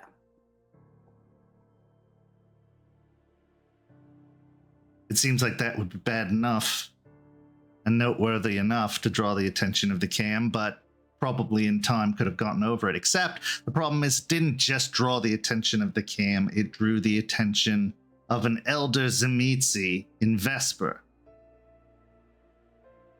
So while they're telling me all about this, that Zemitzi shows up at my meeting spot, not even in the territory, out of town. So that's compromised as well. Shows up, he paralyzes all of us with words, and he took her. Talking about a world that they were going to build together. Spiral. Jeremiah had a vision. It's in the document about in 4 months the moon covered in blood and we thought it was werewolf shit because apparently they're having problems too. But like, they could be working in tandem. Or it could just be a bunch of nonsense. I've never doubted Malkavians, but you have to understand, I don't know what to believe in right now. I believe in you. Then name me your successor. You need to have someone on paper, or all of the people here are going to die. Someone needs to be in charge. Of what? Name Jeremiah your successor. Someone needs to maintain the space. Someone needs to have a plan and be able to talk to other people for when inevitably something blows up. I hadn't officially declared myself Baron yet. Everyone knew it. The Camney knew it. They fucking wanted us to sell you out, dude. They know who you are. They know what you were going to do. So if you're no longer a player on the table, yeah, you're safer, but someone else needs to take that place. Jeremiah and I both want to be advocates, so we can work in tandem. Make us both advocates. Someone needs to take this spot, or everyone's gonna burn and die, and I can't have that happen. I know you're detached. That's fine. I'm not. My tie, the only tie I fucking have anymore, is to this fucking piece of fucking spit land that I've lived on. Okay?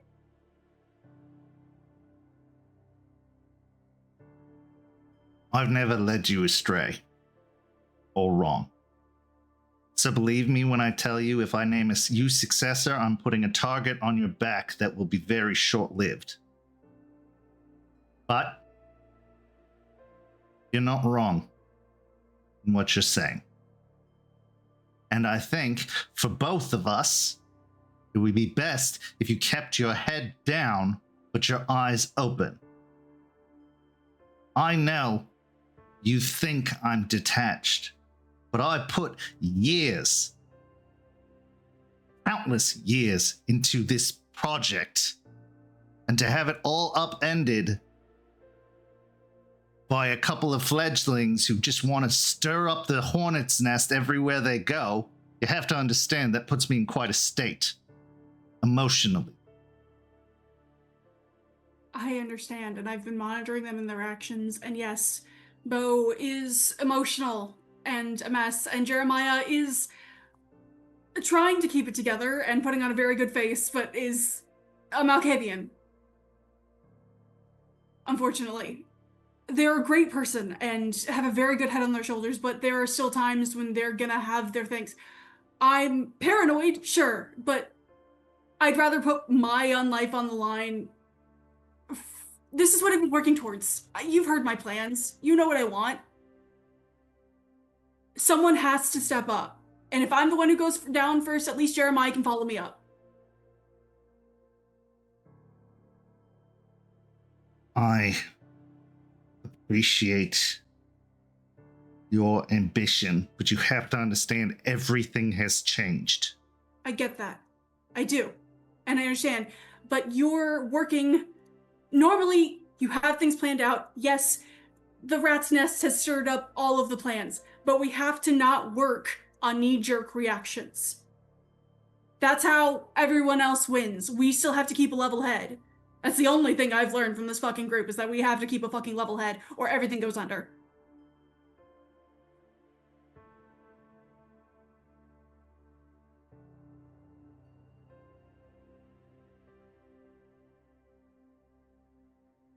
There is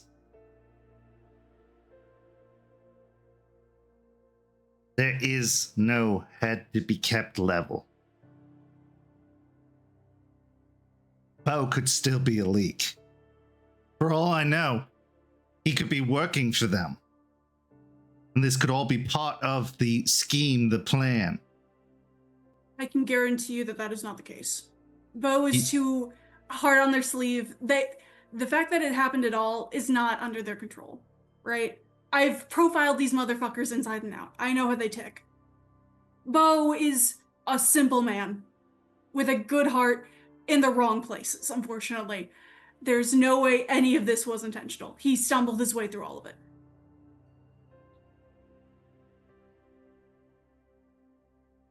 I'm not going to belittle you in any way about your inexperience in your youth, but I think it would be best for you and for what you're trying to accomplish if you let Jeremiah take the lead on this one. Because there is no way you're going to make any progress if your head comes off first.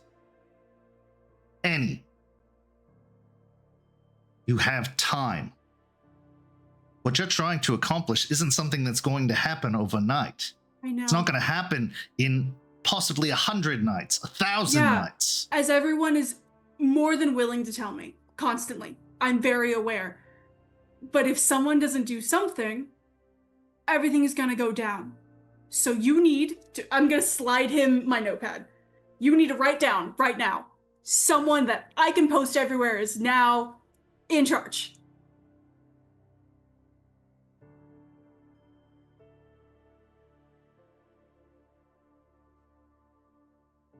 All right. I don't think that's gonna do it. He goes over to a box that's already clearly packed up and he starts pulling out a few folders, and you can see that these folders are some assets, some deeds, business licenses, the like.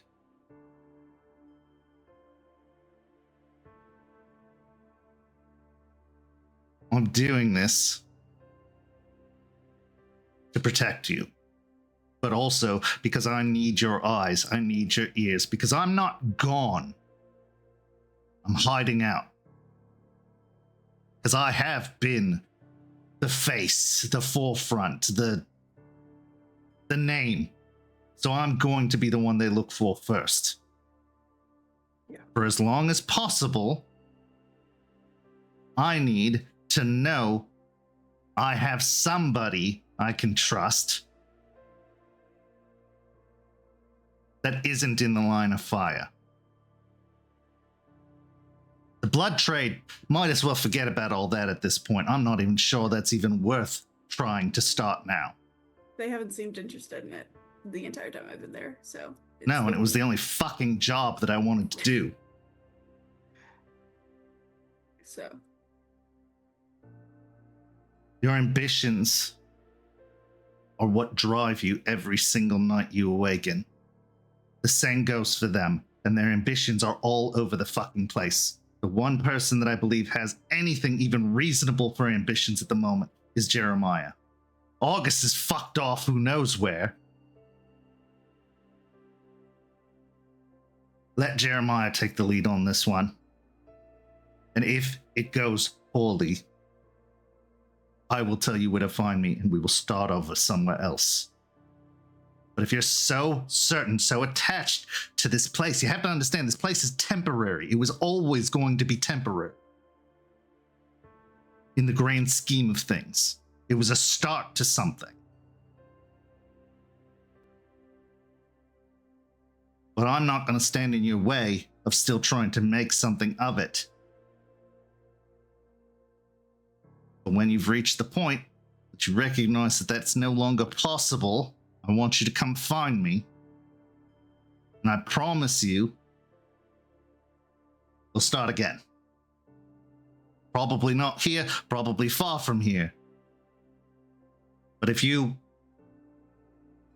can show me that things have changed, that things have gotten better, I'm happy to come back again. I'm not afraid of them.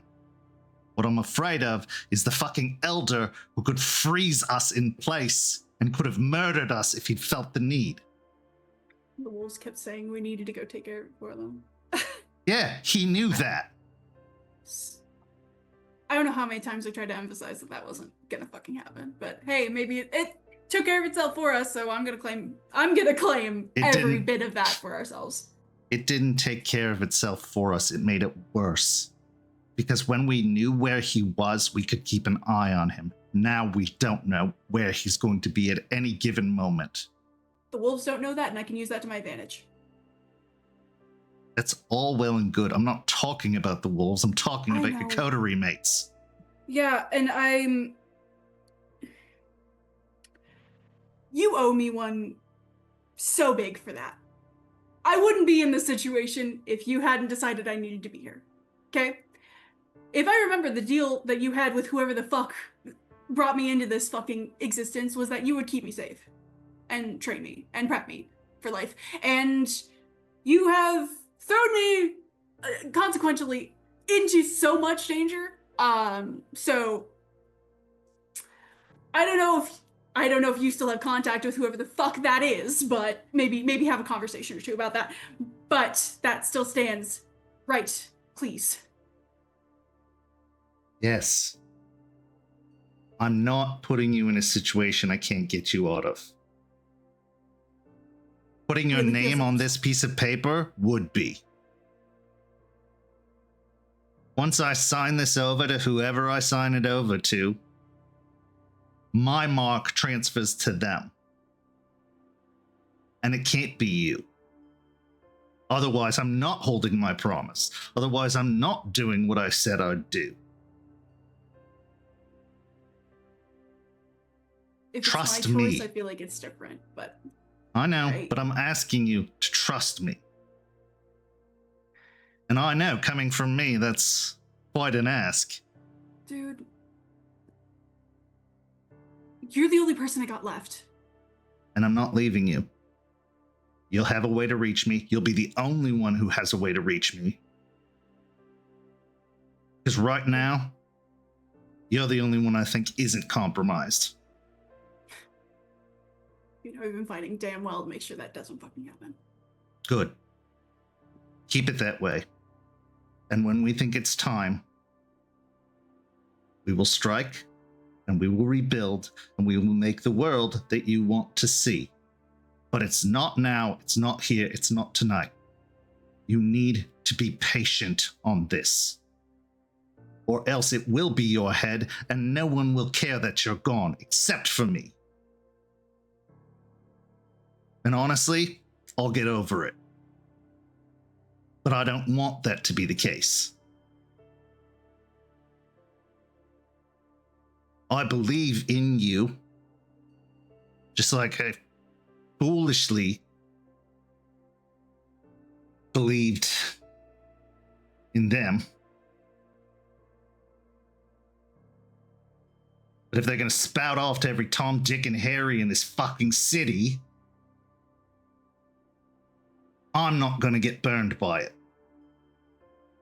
Yeah, I've got a lesson plan set up for Beau to learn how to do some fucking discretion, because it seems Well, like you better that's not- bleed her empty. Or bleed him empty. I don't think that that's going to be a good way for them to learn, but I'm working on it. They still can see what he sees. It's the only way he's going to learn. Yeah. Or else they're going to learn along with him. First thing I'm going to do is get in contact with any Free State Tremere and figure out what the fuck that whole Vadillery thing is and who still has eyes on what, because I'm not going to let that shit stand. No one's keeping eyes on shit that's mine without my say-so. It'll just be true. They're sure they're truly free. Oh, Because yeah. in that background checks. in that clan, they rarely are. Yep. He begins writing, signing over the barony and his belongings to Jeremiah. Take this to him. Yep. Tell him I've left. He then takes out a business card, but he scratches off the phone number on the business card and writes on the back an email address that looks like it's going to a spam account. Contact me this way. Okay. I'll settle somewhere. And once I know wherever the fuck that's going to be, because right now I'm scrambling, I'm not going to lie. Yeah. I don't know what they know I have, so I got to start fresh. But you reach out to me, I'm not abandoning you, but I'm in some shit right now. You understand? I'm going to pull him in for a hug, if he'll let me. He does. I'm gonna fucking miss you, dude. Don't die. Again. Oh, I'll Crazy. be here when the whole world burns down. I'm not gonna let them get me that easy. That's why I'm doing this, you understand? Yeah, I know. This isn't Like about pride, this is about survival. Snake survives best in the grass. That's right. But I'm here, and I will find a way to stay in touch and even meet with you from time to time if you need. I'll try not to, but we'll see how anything shakes out. He writes a quick note as well that he includes with the papers, and then hands over the file folder to you. Take this to Jeremiah. He's got a vision that aligns really well with yours. He's worth falling in line with, but watch your back too. Yeah, the moment things get too big, I will We will start over. I won't leave you behind. Thanks, man. Okay. You have lots of packing to do, and hell, I don't know if I've been compromised, so I will get out of here. Be safe. Peace. Reach out to me when you figure everything out. If I ever do. When you figure out enough. With that, he gives you a pat on the back as you are ushered out of his office. You see Doberman passes by and gives you a nod of reassurance, but also of like, good luck. Can you just smile at me once? You owe me one. Just give me one smile. Just one cheeky grin with dimples. Come on, dude.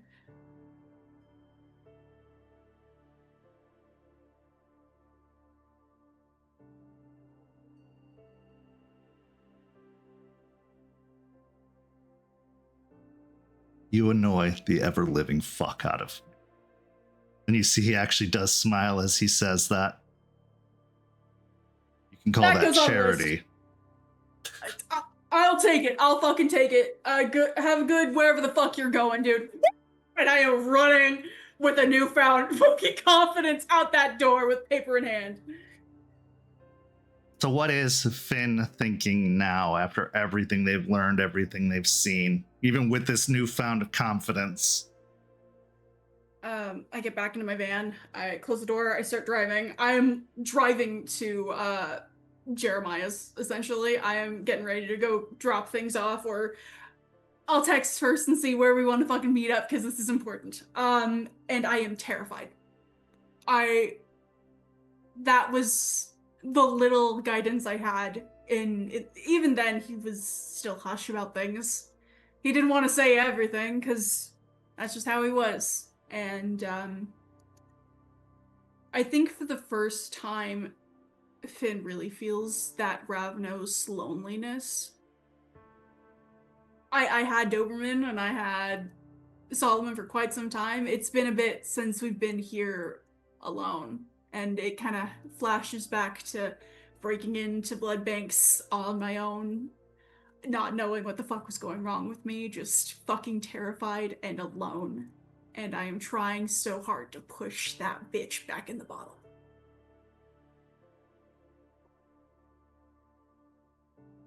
Vampires are solitary creatures by nature, rarely by choice, because they choose to commune, they choose to gather, they choose to make connections, they choose to hold on to humanity.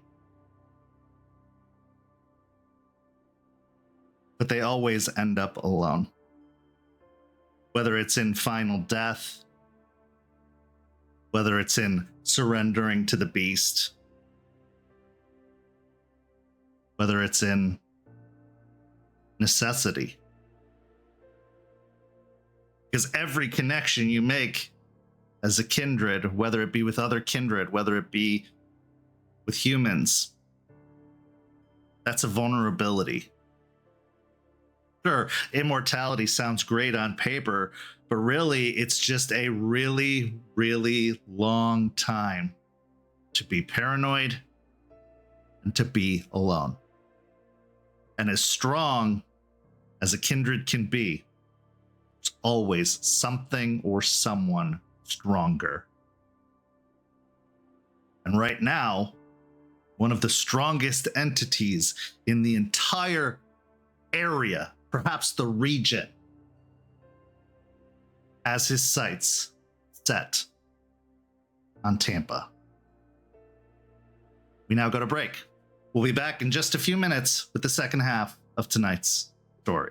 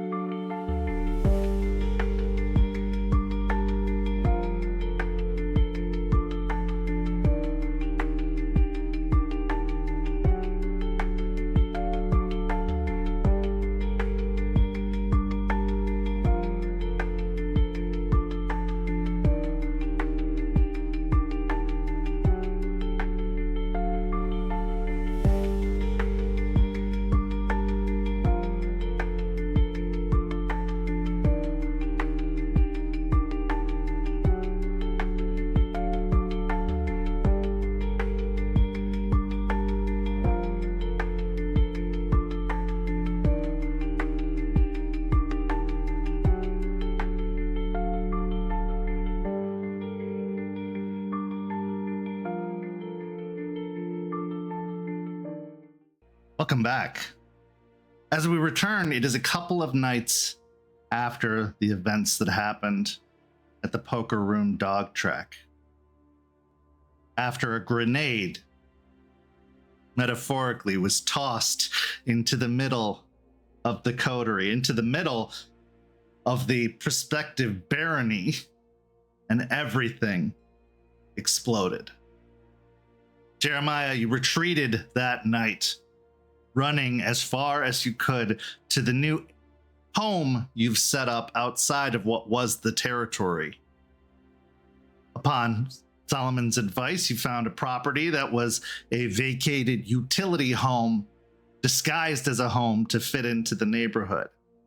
Using your resources and influence within the government, you were able to secure ownership of this property, still under the guise of a utility place, but under new management, new control, that they wouldn't need to send inspectors out to check on it and to repair it, that it was just going to be maintained, that the paperwork would be properly filed, and that it could be easily overlooked.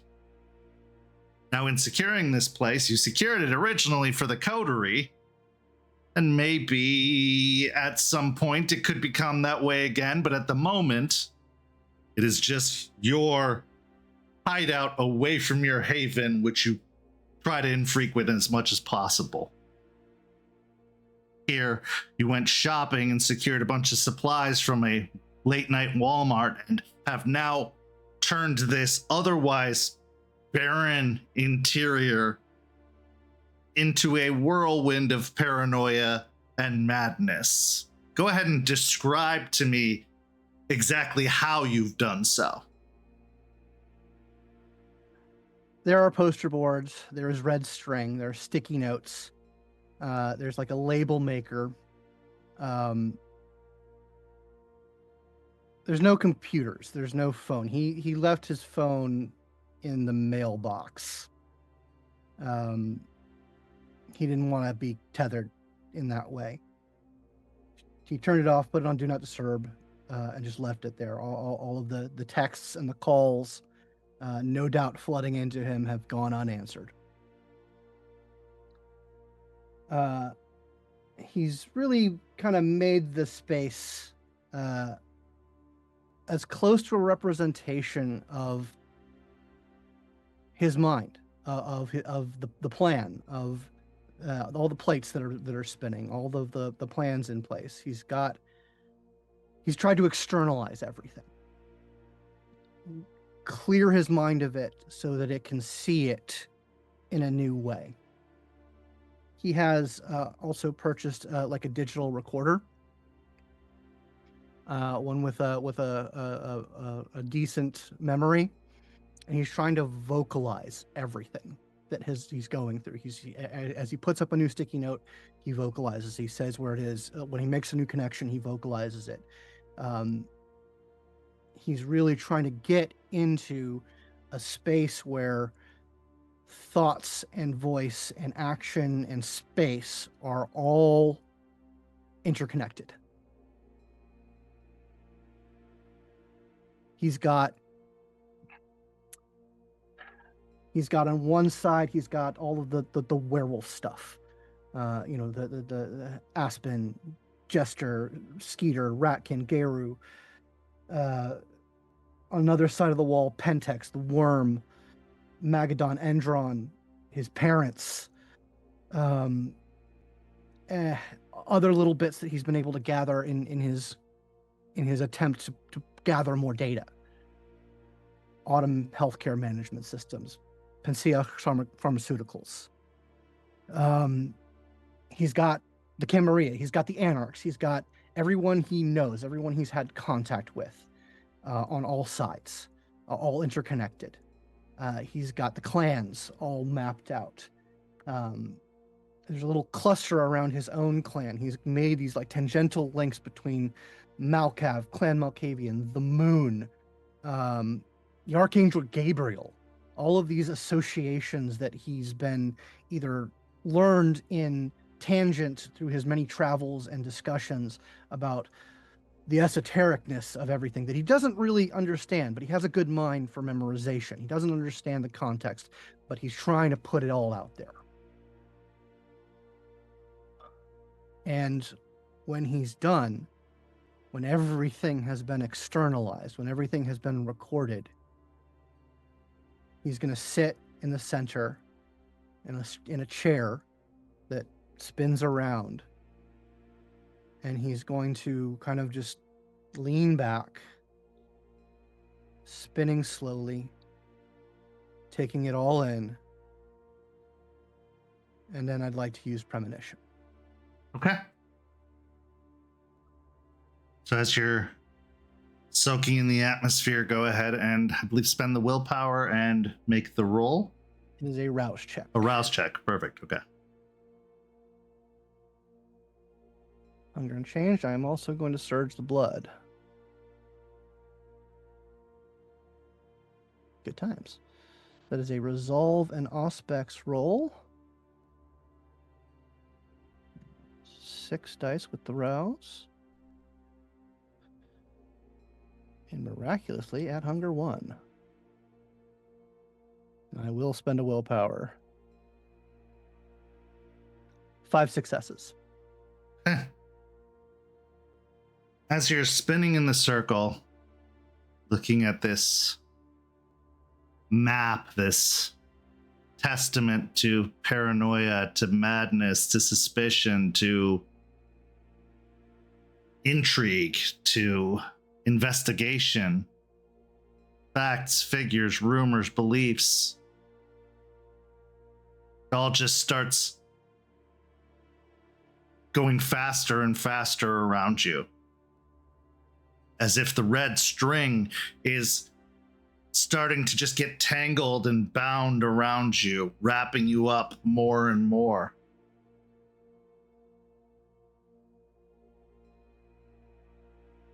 And as you get spun in this circle faster and faster and faster, eventually it stops. The whole room around you has gone dark except for a single spotlight that is down upon you and your chair. Find the red string has bound you to the chair.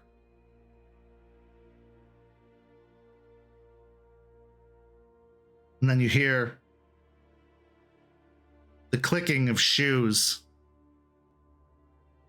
on pavement. And you see a figure enter into the spotlight that pools around the floor around you. And they look like basically like a 1920s gumshoe detective. They've got almost like a fedora style hat on their head. They've got the long French coat, hands buried in the pockets. As they make a circle around you.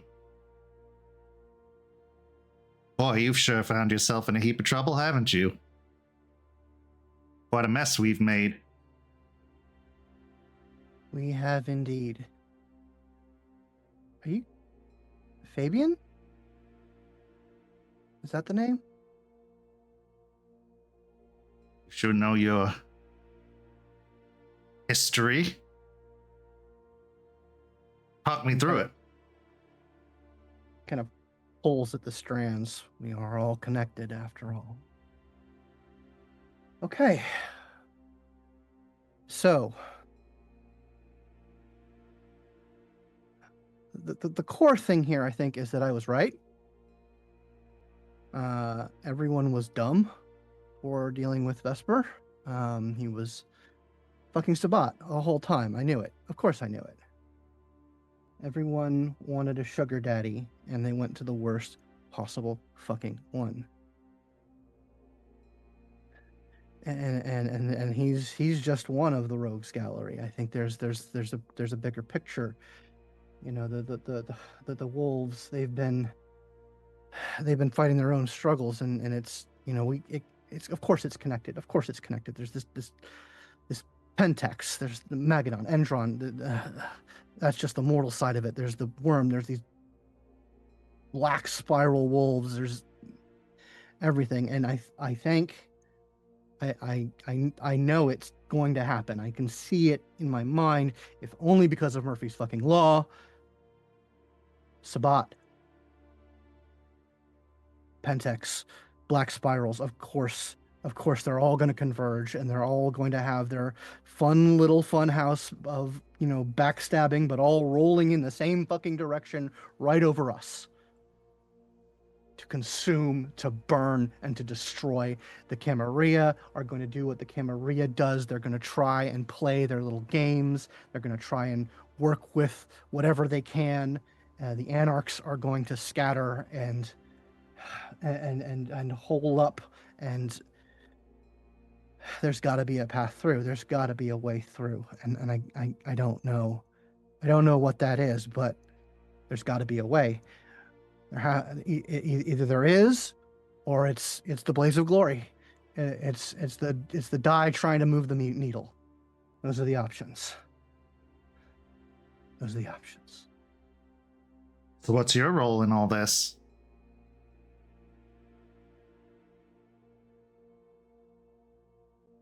What part do you seek to play in this melodrama that's unfolding? Because you're not wrong. A lot of things are connected. In fact, in a way, it's all connected. So if that's the case, is this something you can even handle? Is this even for you?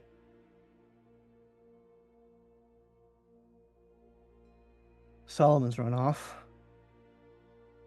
Yeah? Were you surprised by that? Absolutely not. He told me as much. He was getting ready to do it. And the rational part of me thinks that that's a damn good idea. Sure, but apocalypse, inevitability, it'll find you wherever you are eventually, whether it's here or elsewhere. You're just running from the inevitable. I know. However, they said the same thing about Gehenna. Here. Something tells me that ancient blood gods aren't going to destroy the world in a weekend. No. No, They're it's gonna- never that simple. They're going to take their time. But also, what if it was a bunch of hullabaloo? Just a means to keep others scared. The beckoning's the thing. I think we have plenty of evidence of that. Nobody would willingly cede everything they've built and grown to go running off to fight some pointless war. But what if that's exactly what it is, a pointless war? Sure, it's going to have casualties, but eventually wars come to an end, whether it's 1,000-year war or a weekend war. Then what? What happens to the victors? What happens to the losers? Well, I think the losers end up in one gullet or another. Well, I can tell you from experience, it doesn't have to be the end of the story. I'm not overly curious about that pathway through the novel.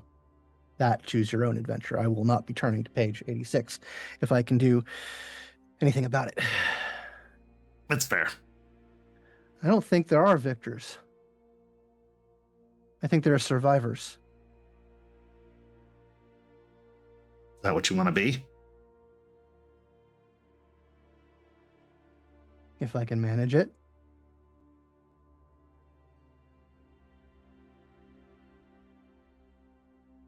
I know you've heard this term before, but they say insanity is defined by someone trying to do the same thing over and over again and getting the exact same result. Jeremiah, Kindred have been survivors the entire time. That's all they've been. They'd love to tell you that they've been on mountaintops and castles, dominating the world around them, controlling everything, but really, they've just been playing games in the hopes of surviving. And that's kind of part of the problem, isn't it? They're doing the same thing over and over again, expecting a different result. The Cam, the Sabbat, hell, even the Anarchs. The story's been told time after time after time, and it always ends the same. Someone ends up squashing someone else until they get their inevitable rise once again. A pointless war with no end and no victor. You know who the victors are going to be? The humans. They've been winning gradually this entire time. There was a time when these wars happened out in the open, and the pawns were the humans. They were the soldiers, the foot soldiers in the war. They're not the foot soldiers anymore.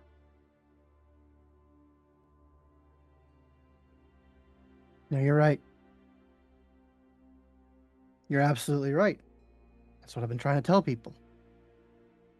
It's not my town. It's not your town. It's not the Cam's town. It's not the fucking wolves' town. It's the humans' town. It's the humans' world. We're just along for the ride. You're talking to a bunch of crazy people, Jeremiah, that are fighting the same war with the same ambitions, thinking they're the first one to think of it, first one to do anything about it, that they're going to be the difference, the change. If no one tries, then there is no hope. Oh, I We agree. Just give up and hide away and hope that the apocalypse rolls over us. Then it's just going to be the same thing again. I'm not telling you not to try anything but. I'm telling you not to think of it as survival. What are you surviving for? You're not. Like you said, if the inevitable's coming and it's going to just steamroll right over you, then you're just putting a time limit on yourself. Are you going to be the first one to go or the last one to go? That's what survivors do. They hope to be the last one to go, but they still expect to go.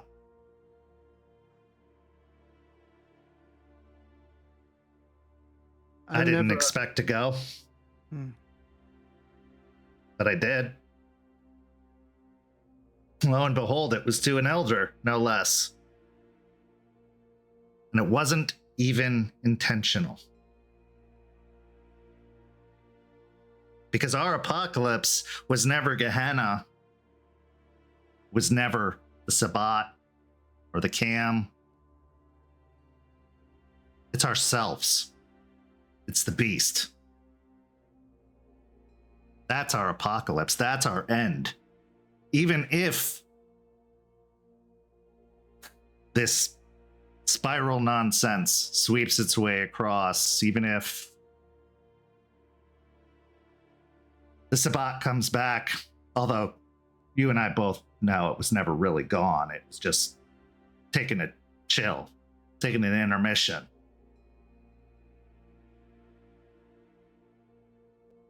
Even if all of that happens, just like you said, it's not going to happen in a weekend. Are they going to break down some barriers? Sure. Are they going to shatter some currently standing organizations or blockades? Yeah. But the rot takes time, just like the rot in us takes time. Now, there are things that can be done to expedite it, sure. But it takes time, a slow decay.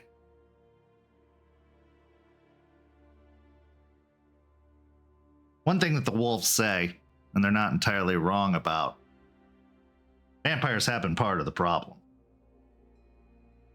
So have they. Damn right about that. Because nobody is doing it right. They're all trying to survive. They're all fighting for what? A dying world? A skeptical and more intelligent host of individuals that were once considered cattle and now are probably the most dangerous enemy any of us have. There are way more of them than there are of us, and strength isn't even the equalizer anymore. They have weapons for that, technology for that, knowledge for that. No, I'm not foolish enough to say, go invite humans into the conversation, bring them into the fold. There would be no conversation. It would be a bloodbath and a swift end. Humans know they're fragile. They know their time is limited, and they will do as much damage as they possibly can before that time comes to an end.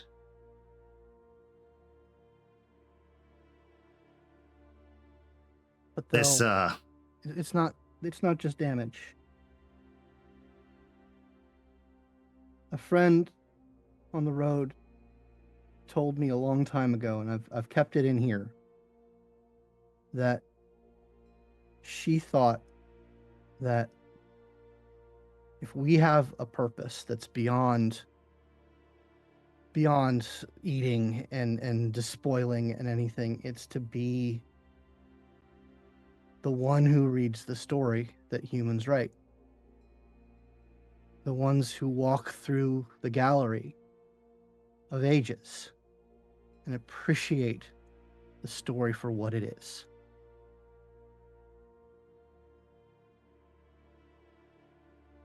I think there's truth to that.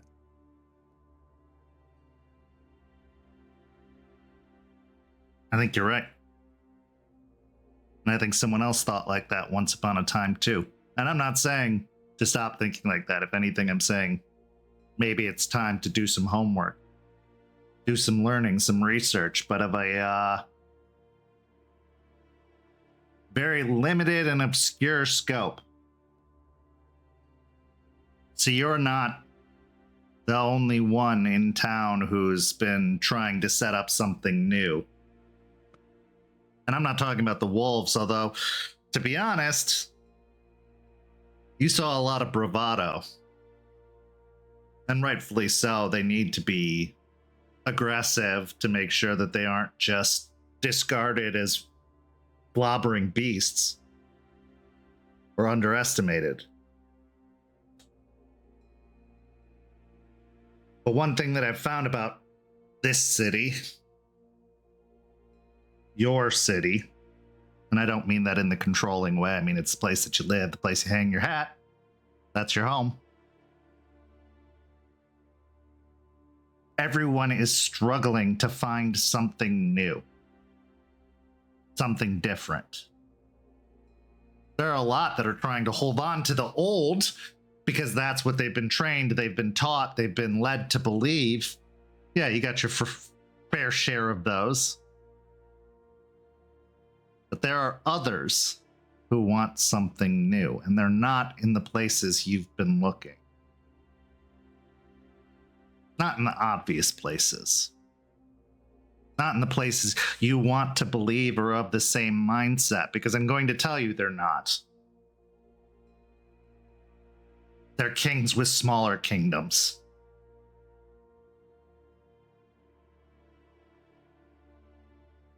No. Can you tell me who they are? Where are they? Who do I need to talk to? Who sees the vision? I think all you have to do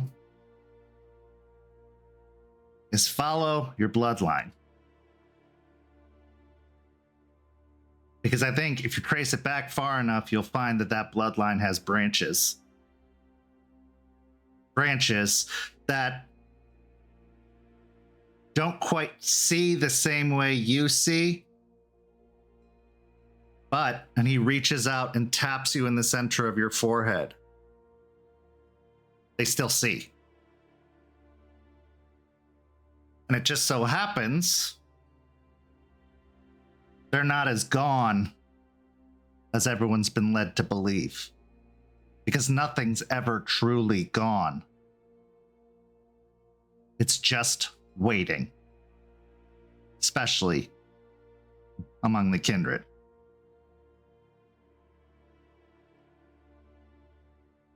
Did you know Malkav had siblings?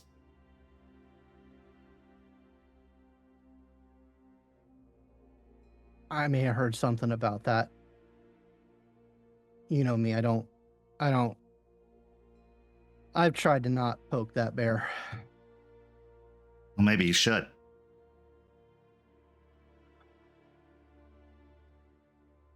They believed, in some cultures, that Malkav was an angel.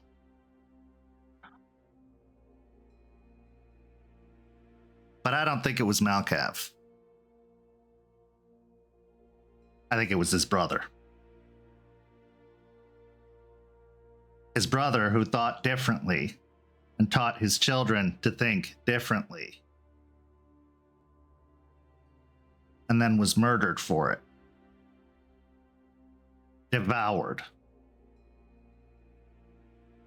by those that wanted something that was never meant for them to have.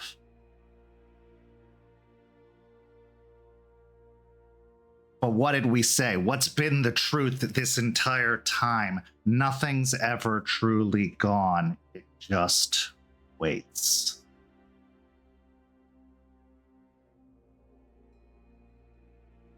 And this is now speaking from a place of experience.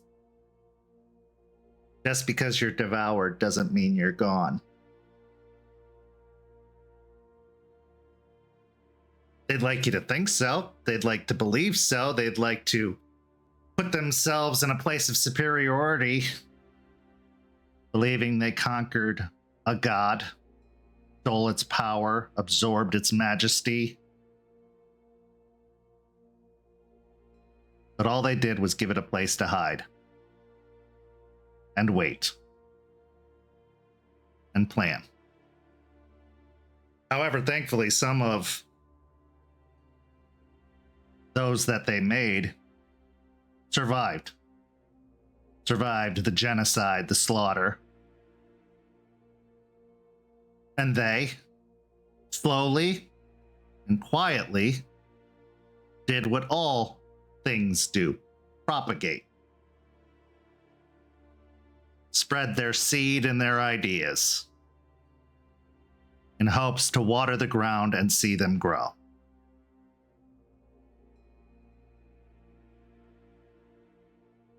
I'm going to give you a name,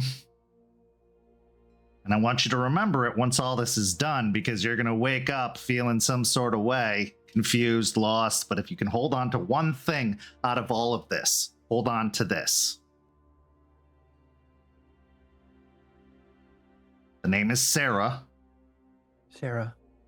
And the place is a little community called Hillsborough Estates. Hillsborough Estates. Sarah. Hillsborough Estates. Sarah.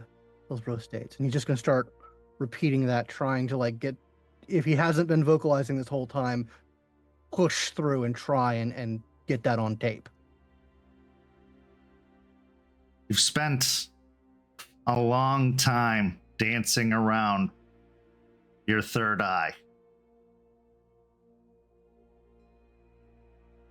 Believe me when I say the last thing you want to do is be envious or afraid of hers. Because hers isn't as metaphorical as yours. But the temptation will still be there. Make sure you don't have it. No, I'll find her. I'll find her. Sarah. Hillsborough Estates. Sarah. Hillsborough Estates. Sarah. And he just kind of gets into kind of a, it starts bleeding into glossinalia. And he stops and he looks up for the first time into Fabian's eyes. All right, partner. I'll take the case from here. If you don't mind, I think I'm going to stick around a little while. See how it goes. Just don't be afraid of the unknown. Because the known has been tried. And it doesn't work. I've been saying that for years. Well, even what you're spouting at times has been tried and doesn't work.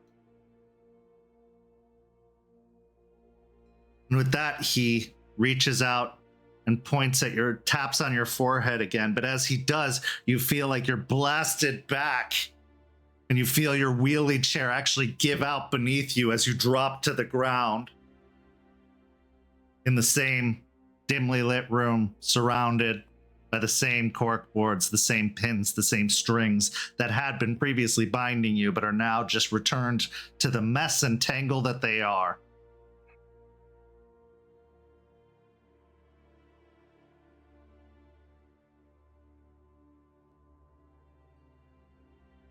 I'll go to the recorder, press stop,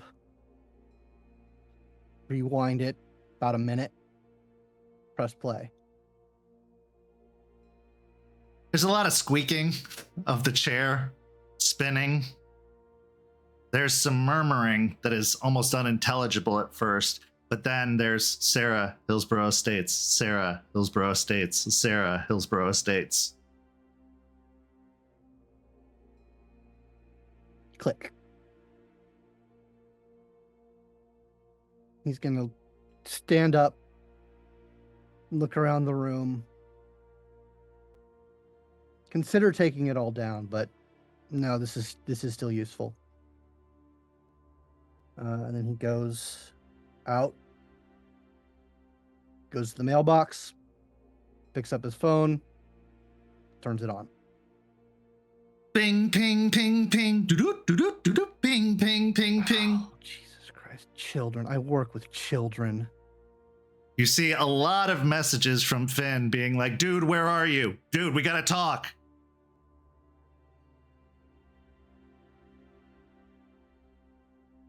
I'll respond to the latest one.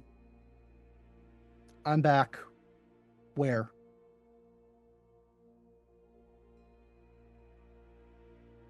We now move on to where it's the next night and a meeting place has been arranged. That meeting place is the parking lot outside of Beau's Haven. Here sits the RV, the safe space of Finn O'Shea, although it's felt anything but safe these past few weeks. Probably for good reason, as they've come to find out about leaks, about tales, about an ever-amounting number of problems. But Finn always could have a sense of security because there was the safety net known as Solomon Creed. And while for Finn there might still be, to all other eyes, that net is gone, lost. Now, as Jeremiah, you got picked up by Finn on the way to the parking lot. We're going to start the scene with just the two of you. Not quite aware of the return of August yet, not quite aware that Beau is bringing company yet again. So with just the two of you, the scene is yours.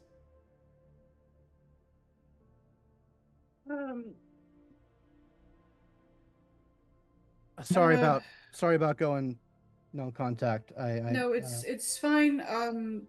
I got the lowdown from Saul before he left, so I have lots of feelings about all of it, but congratulations, you've been promoted, and I'll hand him the notice. Fuck. As you look it sense. over, Yeah. as you look it over, you see that there's a deed to the walk and roll, as well as all of the necessary licensing and controlling paperwork. There is a staked interest, shares in the poker room / dog track, as well as a couple of other properties around Sulphur Springs. But there's also a handwritten note on a piece of paper that says, if I were you, I'd liquidate it all and start over somewhere else.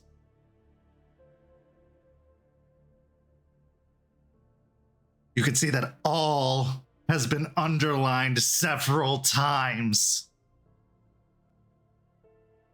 Not a bad idea. I told him to give it to me because I thought we could work together on it, but no, he made it very clear that he wanted you for this. No, we're gonna work together on this.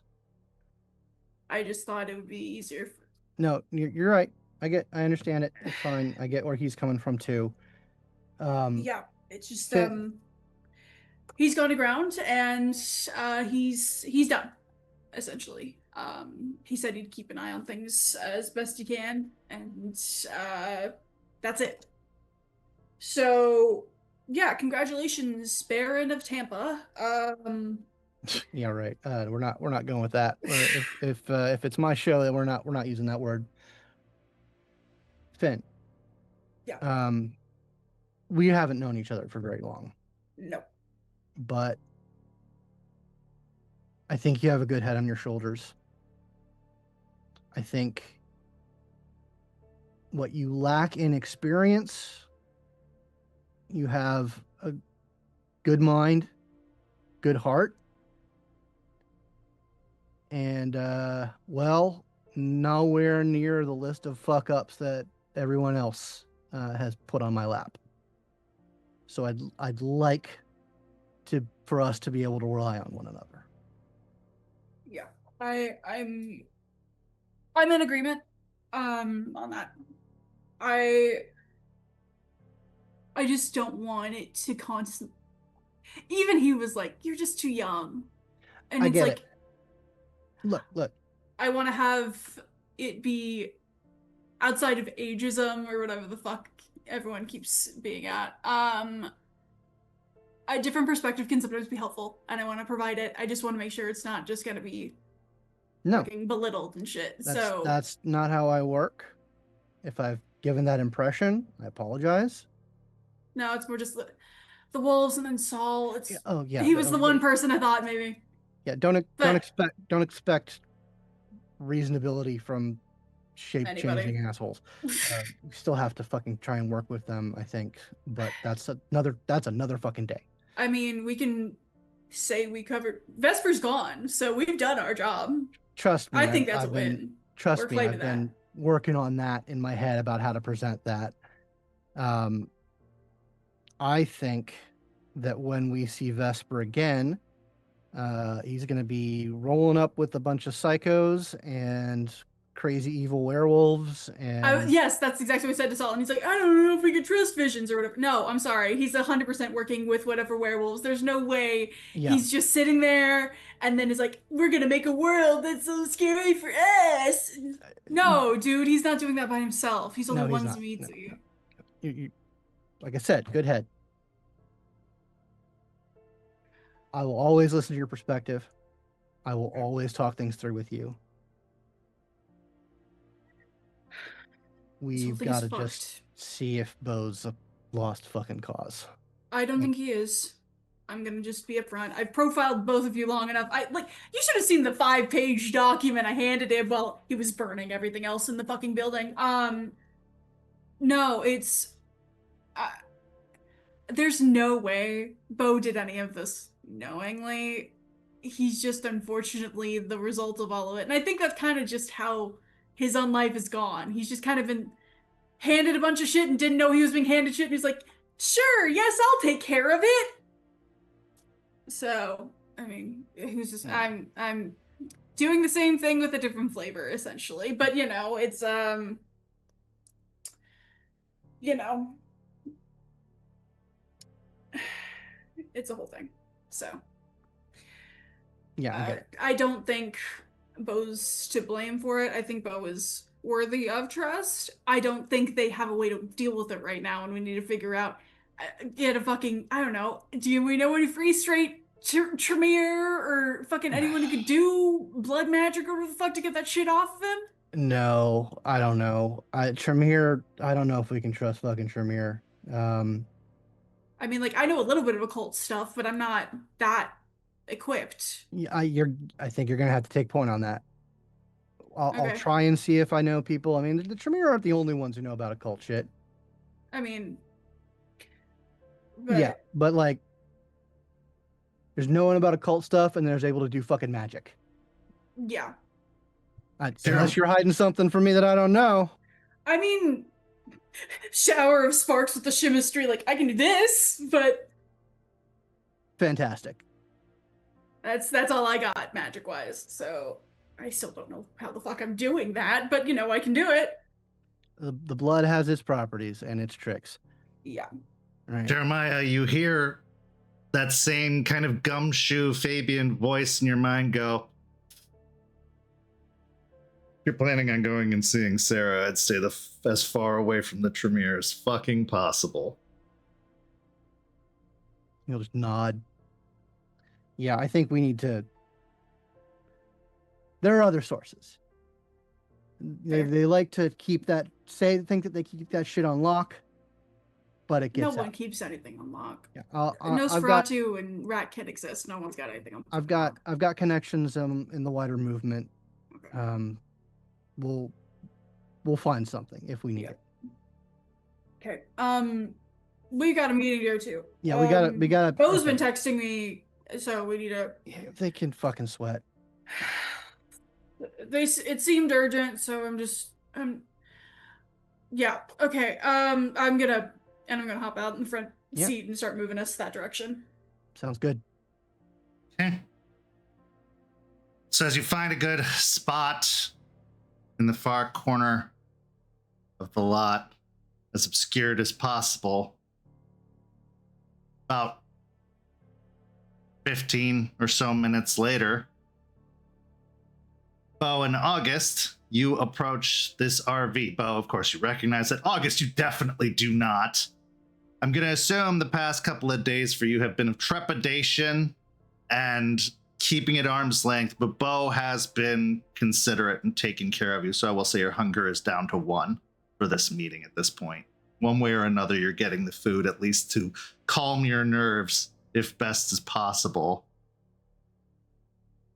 But you've been told this is where Jeremiah is. This is where you're going to meet. This is where you're going to try and get answers. And hopefully, Jeremiah has some answers for you. So even with a healthy dose of skepticism, this is the only lead you've got. It's been confusing. There have been contradicting memories. It's been coming back to the point that you feel pretty confident you can remember up until about a day or 2 before you were taken. And that time with the Tremere, that fundamental time, is still very blurry. But you remember what they did to you. And you remember why they did it. But everything since, up until you were found on that sidewalk, is just missing. Except for those red eyes in the dark.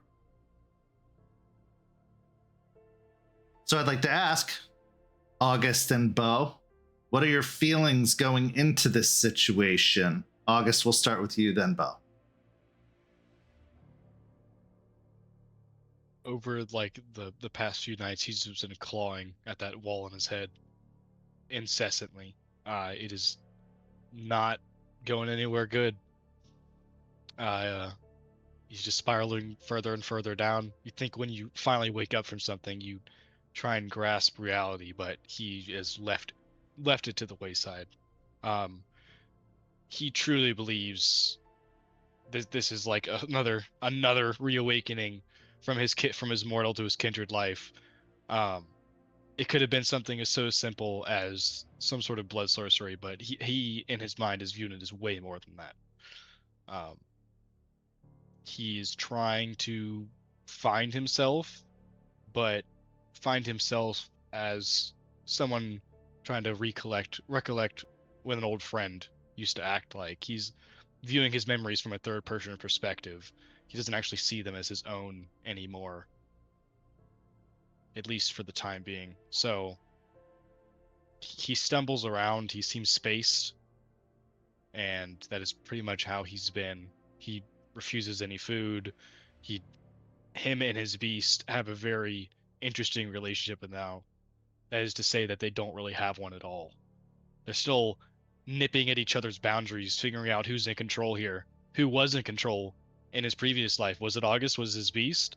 I feel they both don't know that answer, and they have been trying to figure it out. And so far, no one's been the victor. So that's just kind of the headspace he's in. He hasn't changed his clothes. He's still in those damp clothes. Hasn't messed with his hair. It's in straggles and knots maybe in some places. And him being a thin blood, he shows a bit more complexion than other kindred. So he just looks tired. Dark spots under his eyes. He looks now, like most kindred do, without the blush of life, very pale, very almost in the dead-like state, and he's kind of just going with emotions. All right, and Beau. Beau is anxious, to say the least. The last time that he had seen Jeremiah, everything blew up in his face. And he's not sure what all Finn knows about what happened and how they're going to react to that information. He's looking a little more disheveled than usual, wearing a baggy olive green t-shirt and some gray sweatpants. Just not really his typical self. All right. So as there's a knock at the RV door, the scene is yours. As I go to answer the door, I double check just to be sure the bin of steaks I have been slowly making that I have right next to the door. Just easily grabbable in case it's closed right now, but it's easily like I can pop that open and grab it. So I'm just like reaching a hand over as I'm opening the door. My hand is just floating over the box. So what you're confronted by immediately is Beau, but also someone else. We have a visitor. It's August. Jeremiah! Jeremiah had a plan, but hearing that name kind of stun locks him for a second. What? Yeah, Get in. Dip going inside the RV. Welcome to my home. Where the fuck have you been? I don't know. Oh, great. Fantastic. It's one of the easier questions to answer, actually. No insight check necessary. He doesn't know. Oh, well, if it clears anything up, I got a report that you were seen in Clearwater. Heavy guard. Nope, not helping. Great.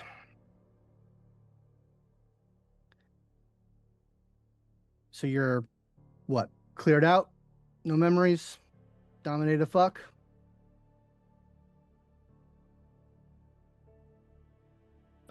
No, not really. Yes. Great. Who knows what kind of time bombs they've put in there. Who knows what kind of time bombs August put in there? Great. Third person. Weird.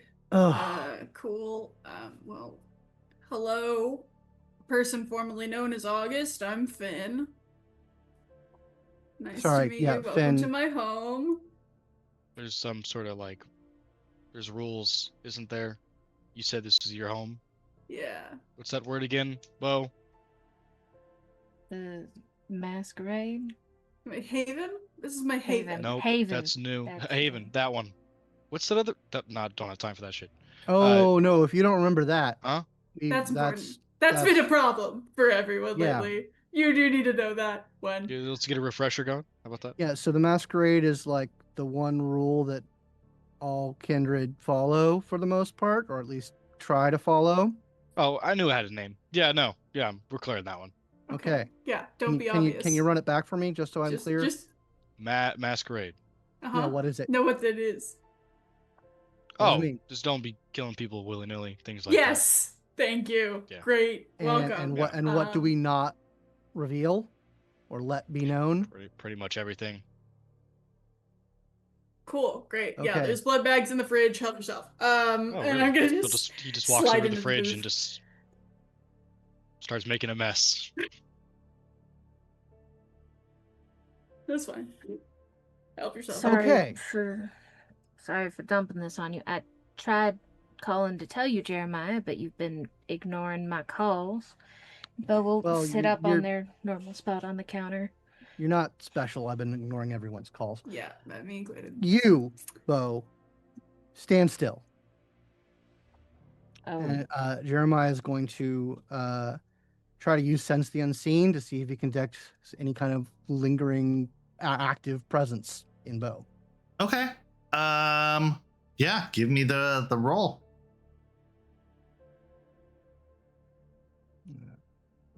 Surge for this. Yeah, happens.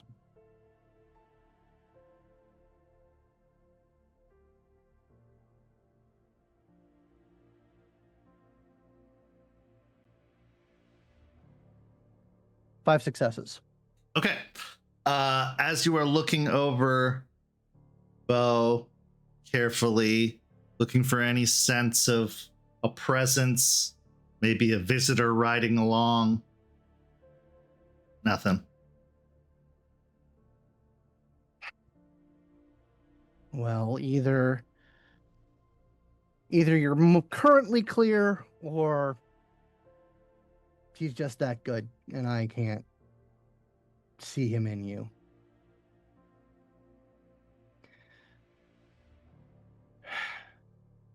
I mean, it's the fastest way to announce what needs to be announced. So Yeah. Have you told him? not yet. Yeah, there's some sort of event that happened a few nights ago. A lot of things went down. A lot of people left. One specific individual I really need at the moment. You do not. you do not. Hey, No. we're just gonna nip that one in the bud. I even wanted to like investigate and be like, oh, let me have a no. We're not doing that anymore. Remember when I said he's more than likely Sabat and a huge gigantic threat that's going to kill us all? Yeah. Do remember that? Okay. Well, that's an important thing to remember. The understanding at the time, I already knew that most of those things. August didn't really care. Is there a new name we should call you by then? The artist formerly known as August. I don't know. We're gonna go with a symbol now. No. Speaking of symbols, though, there's more important things. Continue. Sorry. Beau, you are still an anarch, and if you want to tell him, or if you want to let me do it.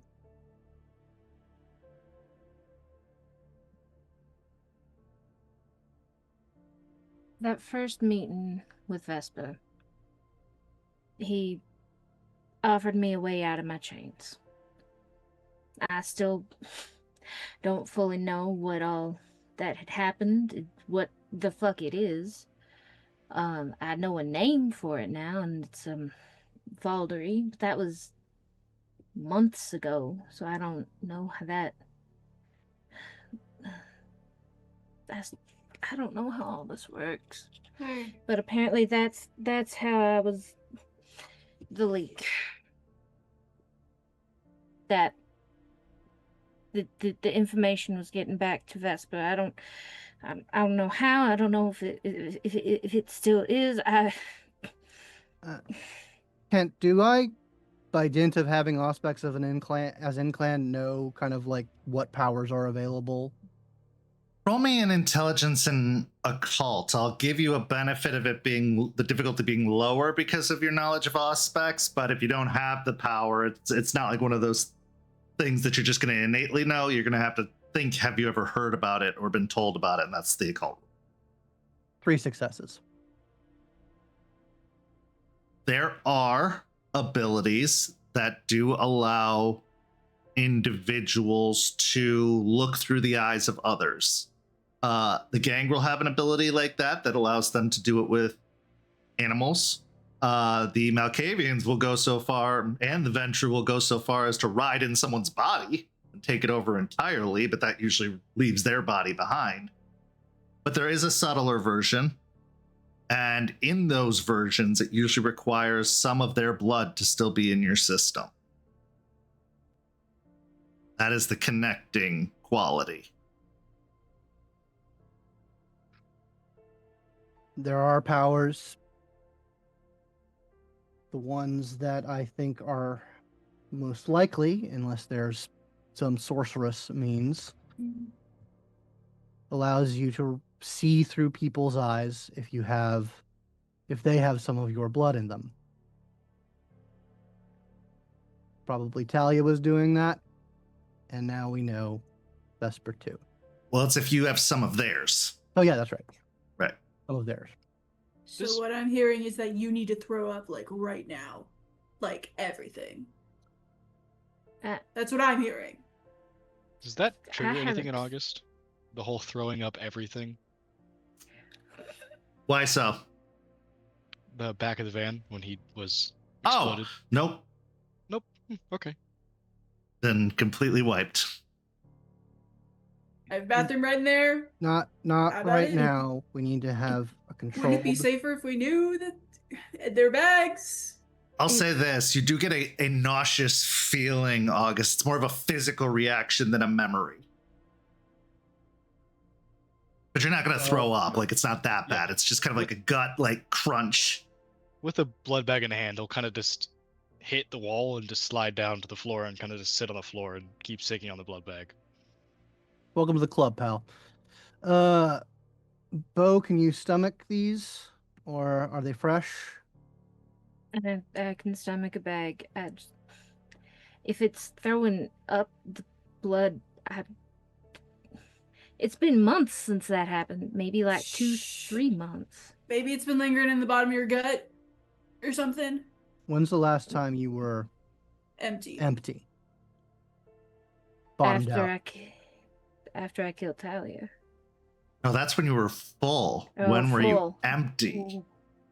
When was the last time you were at Hunger 5? I'm going to tell you right now, it was before that. I don't think I've ever hit hunger. I've gotten to hunger 4. I Oh, don't think then if I've you've never hit Hunger 5. 5, then yeah, never. Or at least not since before the story started. Mm-hmm. I really think that this would be the time. Bathroom right there. I can set up a tray full of bags. We can. Puke and rally. It'd probably be better to do inside my apartment. That way it's not in your house, and I know it's a controlled environment that only I have access to. But that's fair. He might freak out, tear up your bathroom. Let him tear up his bathroom. Okay, that's fair. Okay. That too. Change venues. Let's go.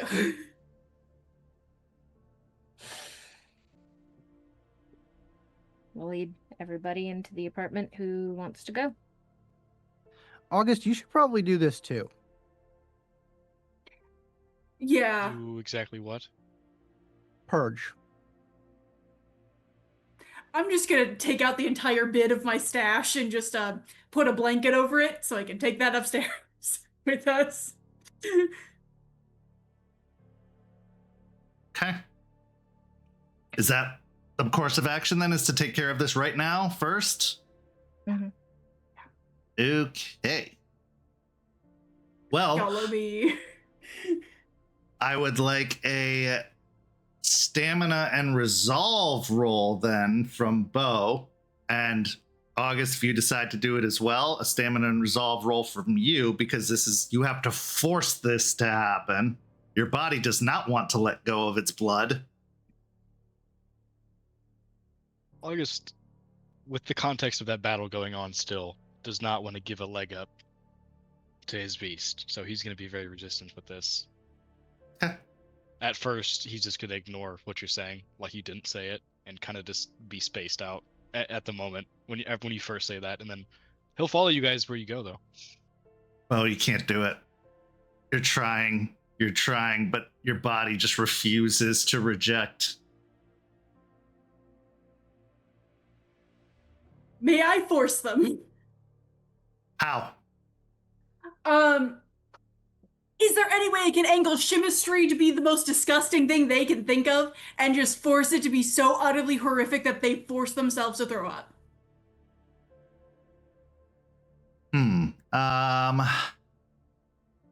Rancid Let's see. smells, idiotic, nasty visuals of. Sure. You know what? Give me a rouse check and then a manipulation and obfuscate, and then August and Beau give me a composure and wits. Oh, fun. Okay, I don't get hungrier.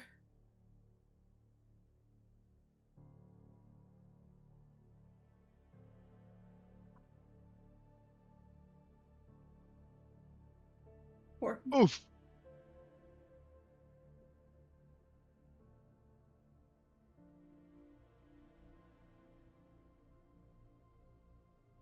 Okay. So, Beau and August, what'd you get? 2. 3 and 2. Okay. So now I need a composure and resolve from both of you, as it is a rancid smell that you are actually smelling is not an illusion to you. It is one of the worst smells you can possibly think of.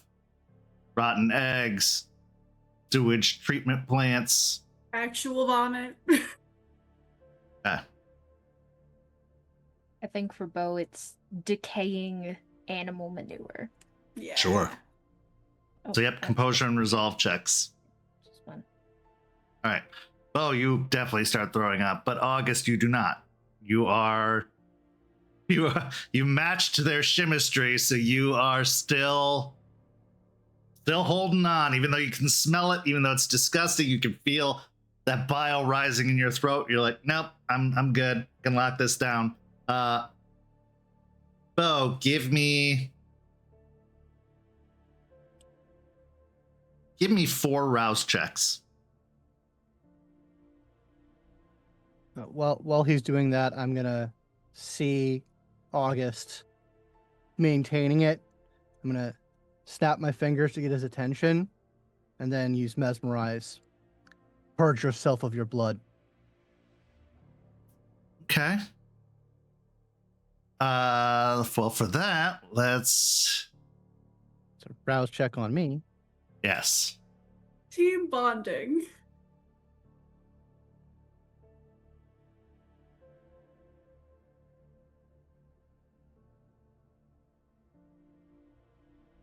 All right, yeah, that'll be manipulation and dominate versus intelligence and resolve.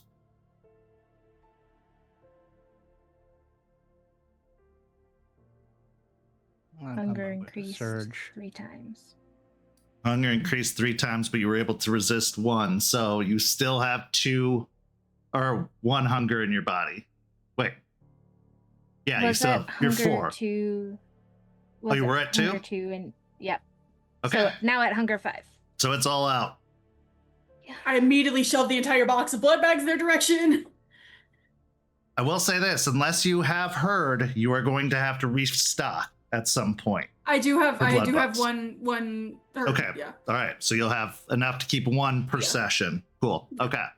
All right. So I will rouse, okay. risking to go hungrier on purpose. And then that ends up being 5 total with a crit.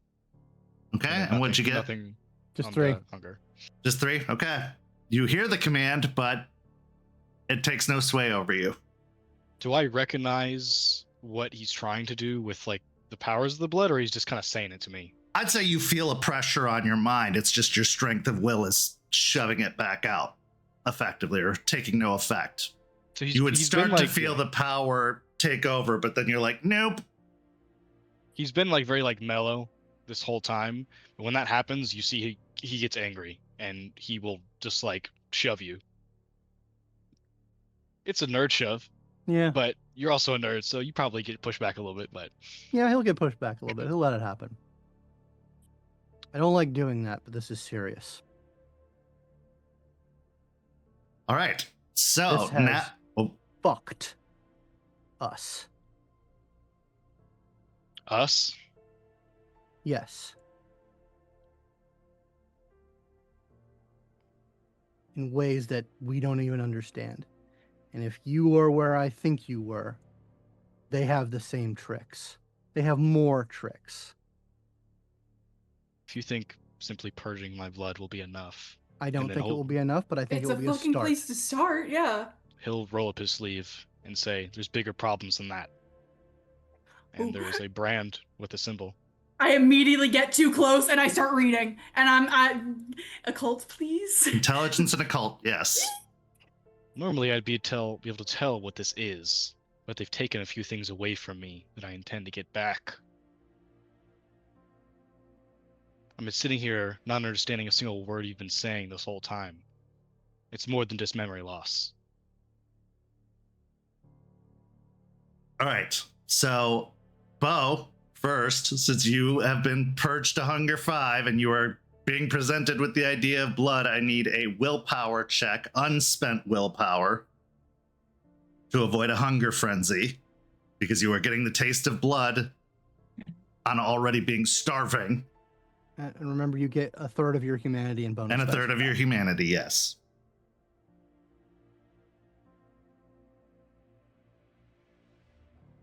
And frenzy checks don't include hunger, right? No. 3.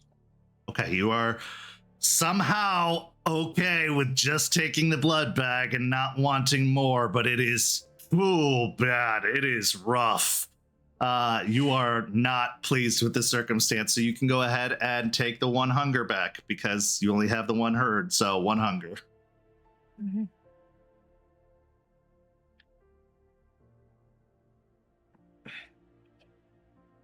It's also terrible blood for you. It's probably fractionated if they're a bagger, so it is fractionated blood. It is not fulfilling at all, and you need to spend the willpower to eat. Yum. Okay, anyway. What'd you get on your intelligence and occult? 5.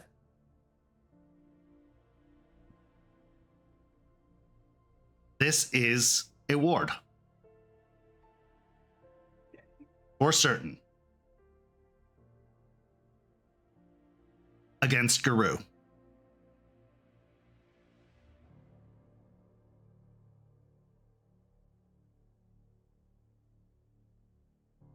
You're looking at me like you know what this is.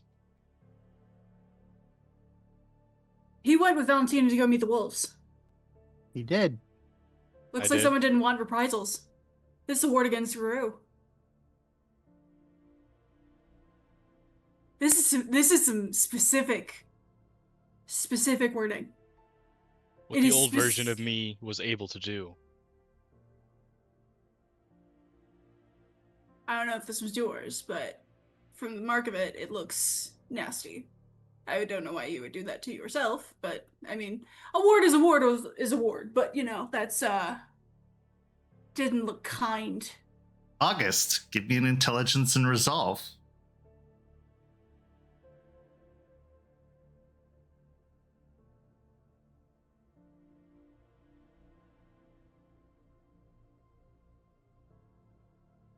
Damn, that's 5. As they talk about the ward, as you're looking at this brand, this scar on your arm, a memory returns. This memory is of you holding the brand against your own arm. You wanted this because of fear of reprisal from the Guru, because of all the possibilities that come, having known what you've done, having known that they let you go, but for how long? You were told quite a bit, at least you think you were told, that the Guru are a huge threat and a huge problem, and one day they're coming.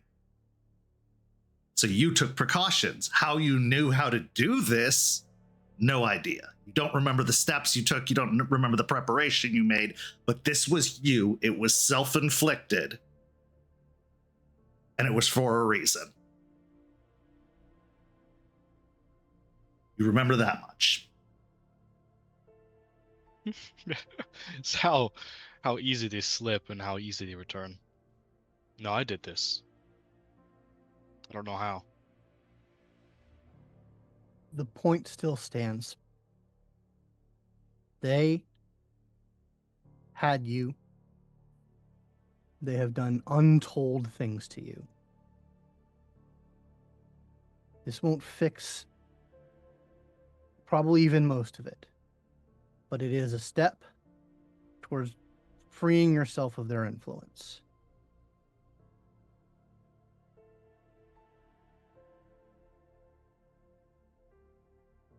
Red eyes in the dark. A monster's eyes, a predator's eyes. What he's saying makes sense. That's all you can remember of that time. Yeah, you've gotten this piece back, but apparently it wasn't an important enough piece to be blocked or removed.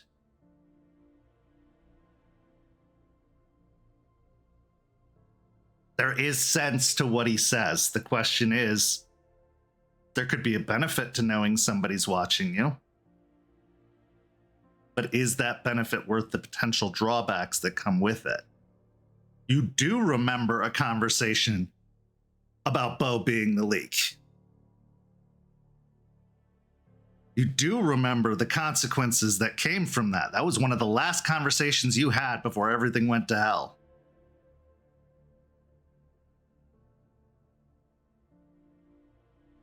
Hell, maybe it was the reason you're missing time. Because they knew something they shouldn't have.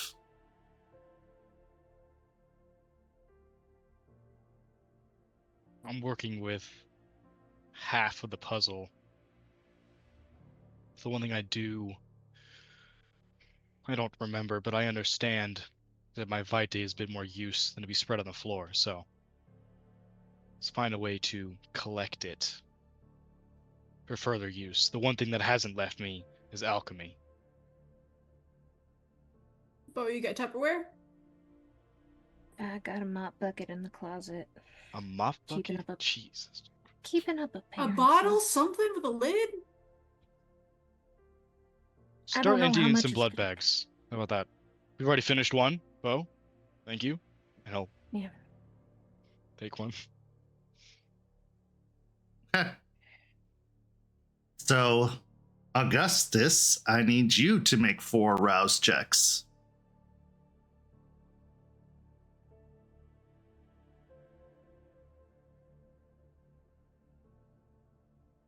You're not gonna believe me. All successes. You just can't let it go. Something in your body is just holding on. I mean, for all we know, they That's put a rough. board in your stomach. I get it.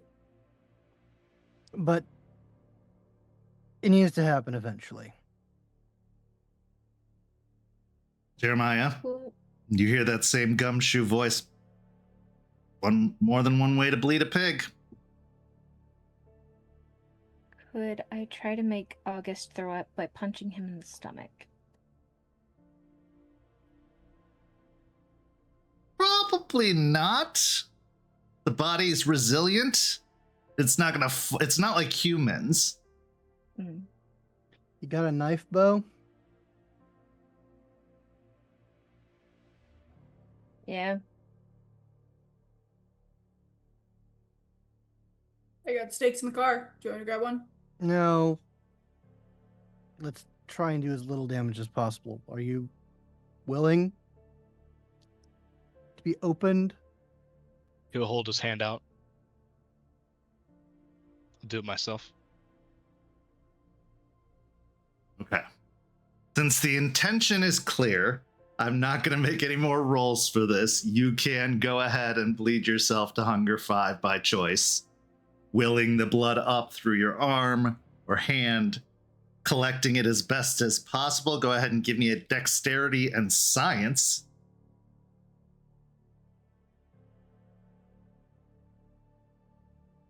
Chemistry doesn't help me out here, right? I'm going to say it does, because chemistry is the holding of like chemicals and items and stuff like that. So you would know how to maneuver and navigate the collection of fluids and...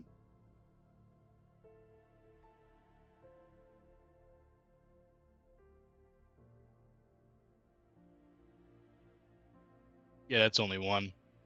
Okay. So you are only able to collect one rouse check's worth of your own blood. The rest of it is kind of spilled or gone to waste or just no good for use or testing at a later time. This is all you're able to get. But it's something. Could have been nothing. So you do have one blood bag's worth of your own blood. Finn, what do you know of Thin Bloods? Lots of things. Lots of different things. Depends on the source. Why?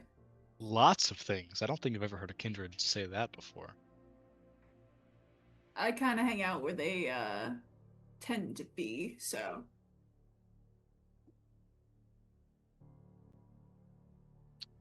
And that means other Thin Bloods? Occasionally, not often, but like, you have a conversation or two. Hey, fuckface. Quit with the blah blah, more with the nom nom. The fuck are you doing? You just bled us.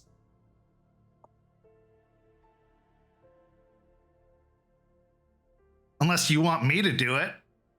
Because there's plenty of good juicy blood bags in here also, and they're not refrigerated. Yeah, the blood bags are going to cut it. Oh, I meant them.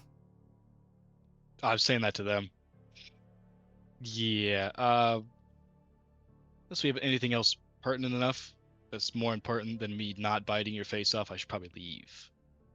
Beau, do you have your block around? Yeah, I got some.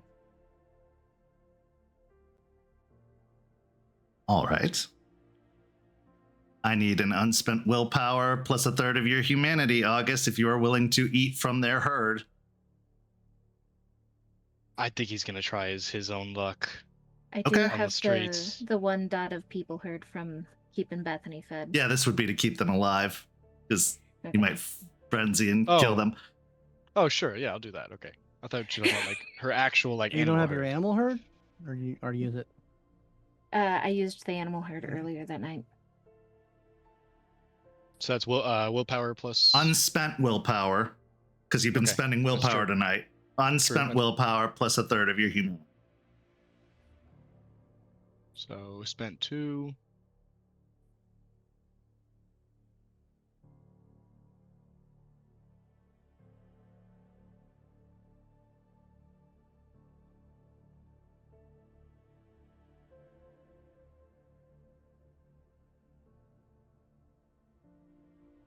That is 1. Okay. So.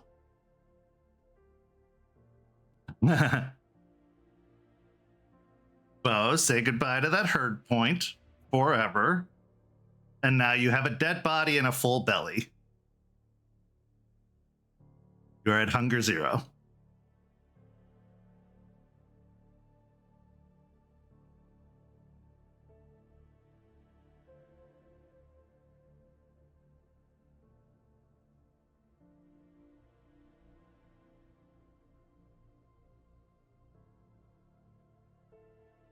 In the Deal moment, with the body. he'll kind of pull back. Someone important.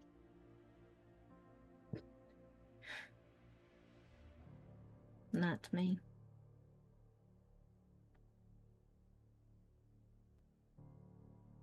The- We This do is why I have to- bag.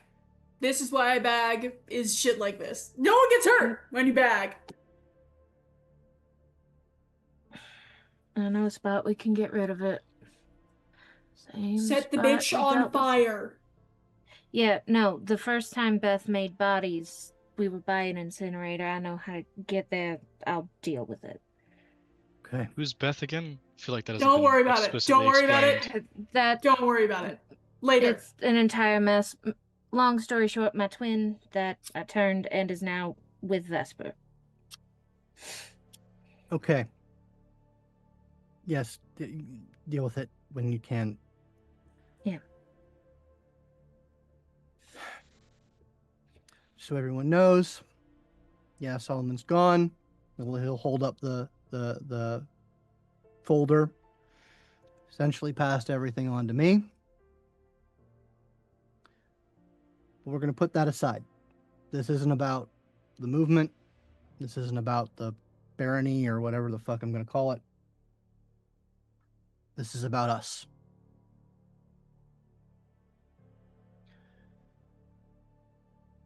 We have been through it. We have fucked up, each and every one of us. But if we're going to make it through what is to come, then we need people watching our backs. We need people that we can rely on. I'm sorry, real fast. What have I fucked up? Not you. Thank you. Okay. It's like, let's not start throwing Sorry. stones at glass houses, please. Trying to. SI tail, anyone? That's not my fault. You're the vlogger, the VTuber. Stop it. Dude popped up in my chat. That's not, I can't control that. Anyway. We all need to make a choice here. Are we in? Are we out? Do we try and stick around and ride out the storm? Do we bugger off like Solomon? I'm going to stick it out, at least for now. If things get truly bad, then I bolt. And I suggest everyone else does too. But for right now, I'm going to stick it out. And as upset as I am with most of you, I still care about you. And I want to have your back. And I want you to have mine. But there's got to be some ground rules. No more whoring ourselves out. No more going to others for what we need. We come to the coterie and we help each other. It's what a coterie is supposed to be. No more sugar daddies. If you need something, you come to us and we get it together. We don't lie to each other. We don't keep secrets. If we're going to do this, we do this together. And to put my money where my mouth is, not that I think this is anywhere close to as bad as some of the stuff that's happened in here, I'm dating Athame. It's a situationship, whatever. So there you go. That's my dirty secret. Who? You what? Who? I will say, Augustus, you do know who Athame is. You knew enough about Valentina and stuff to know who that is. He's playing games now. Okay, got it. I swear to God, am I the only one who can't keep it in their goddamn pants? Jesus fucking Christ. I mean, you saw her in that dress. Anyway. I personally don't see how that's a problem. Okay. I think we can trust Jeremiah not to leak anything, right? Can we? Okay. You know what? I'm gonna say something. Okay. The amount of attachments it seems like everyone is now fixing themselves to is becoming a problem. That was the whole reason I was hired and brought in, was my ability to have fucking discretion and to keep an eye on everything. And now the reason I am here has gone to ground. So I'm sorry, Date time's over. Smoochification, we're done with that shit. Just throws cigarette butts around. If I hear one more thing about someone with a relationship status or some shitty person who is going to ruin everything for me or the rest of this fucking group or the fucking nation, who fucking knows? I'm gonna fucking lose it. I'm gonna lose it. I'm gonna stake myself and I'll stand in the sun. No, we can't keep whoring. You just said it. We can't keep whoring ourselves out to more people, and having attachments is causing this group to fall apart. That's the only reason I'm fucking staying here. Is my only attachment is to the land. Is to these people who live here. Whether I like it or not, I feel motivated and I feel like I have to stay. Because I've been here my entire life and I feel incredibly motivated to do that. If we all continue to attach ourselves to more fucking kindred humans who don't need to know shit, or ghouls, what have you, we're all gonna die. So, to be quite honest, no more. I think it should be no more.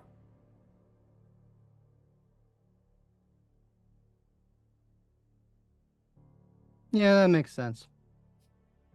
Thank you. Been meaning to do it for a while, but she has her uses.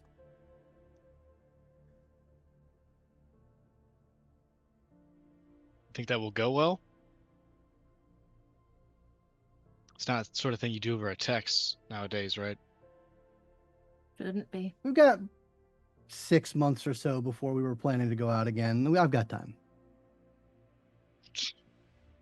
And how long has this been going on?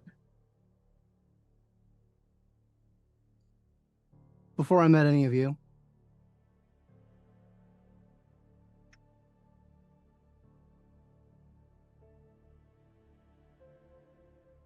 Beau, Mm-hmm. again, you hear, "You'll never be rid of me."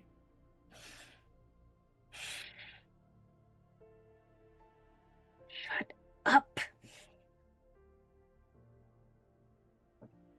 Oh, great. I'm not the only one with voices in my head. I'm going to wait for Fabian to chime in. He's not wrong. The only one who's sane. Am I the only sane person? No, I'm paranoid as fuck. No, no one is sane. We're all fucking insane, and we're all just gonna fucking die. Oh my fucking god.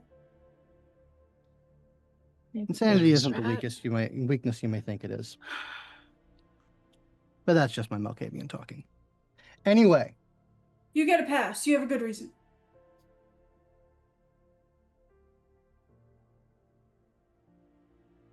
I Jeremiah, think it's reasonable. Previous commitment that I made was not to the movement or some grand mission. You knew this. It was, if I recollect correctly, to sort of you? Because, well, I can't trust anyone. At least I could predict what you would do. And maybe you thought the same. Clearly I was wrong. But still, like I said, this isn't about the movement. Tonight, right here, in this apartment, is not about the movement. It's about us. I have to figure out why I stayed in the first place. Don't exactly have those answers. So, a timid yes is what you'll get from me. But I can say that if the answer changes, you'll know. So no more surprises on that end. I guess that's what best I can ask for in your situation. Beau? Right.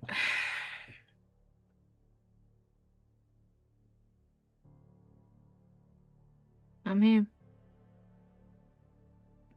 I've been here despite Beth asking over and over and over for us to leave. At this point, sunken cost. All right, then. We are a coterie. We're going to act like it. We're going to help each other. And we're going to be our first option. No one else. If we need to go outside, We come to it together, and we manage it the best we can.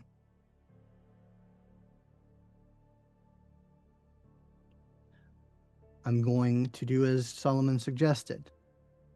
I'm going to liquidate everything. Probably, I've been planning it anyway. Move into Seminole Heights. Abandon Sulphur Springs. It's close, but it's across the river at least. I don't know what shape that's going to take. I do have some friends who I've been trying to bring into the city, who I can trust. Hopefully they'll be here soon.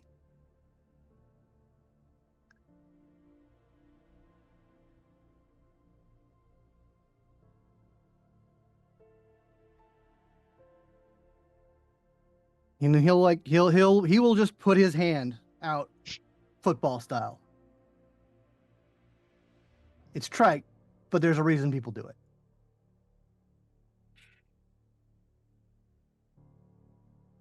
Well, if someone is watching us, they'll get a good laugh, won't they? Be entertaining, right? It's exactly the reason they hate us all. We're just way too young. Fine. You get one chance. Something goes wrong, I'm going. Cool? Cool. That's your right. For what it's So- worth, sorry. I would have told you sooner, but I was threatened with final death, and Final death I- can come for us at any time.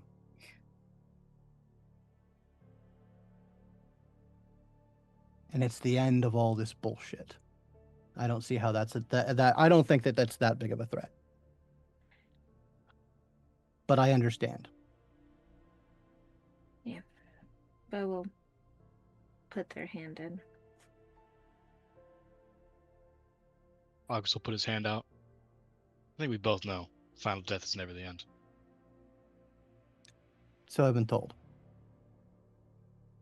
All right. 3, 2, 1. Vampires! Wits August and is- aspects, Jeremiah, as a premonition is coming on unbidden. Okay. Okay.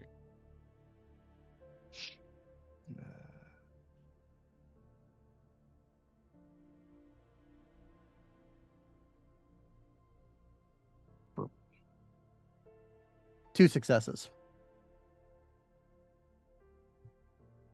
On contact with everyone's hands, everything goes dark. The entire room is black. You're alone.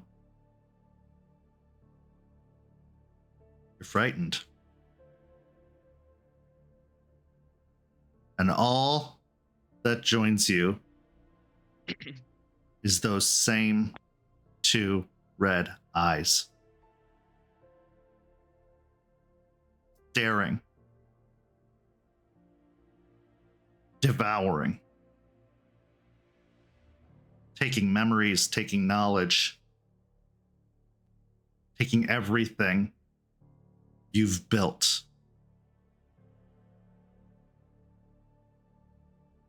Because a coterie, much like a very useful thin blood, is created to accomplish a task. And when that task is accomplished, you are done with them. What is this coterie's task?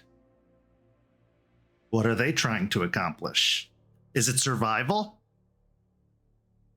Is it to thrive? Is it success or failure? Is it camaraderie? Or is it a path to witnessing the end? Vampires can't see the darkness that's coming because they live in the dark. But just when you think it can't get any darker, can still be surprised. This is where our story comes to a close this evening, but not without one last scene. Our final scene takes us, of all places, to the airport. An unexpected location. We find ourselves heading towards a private hangar. Inside the private hangar, we see several individuals gathered at the bottom of the stairs that go up into the plane.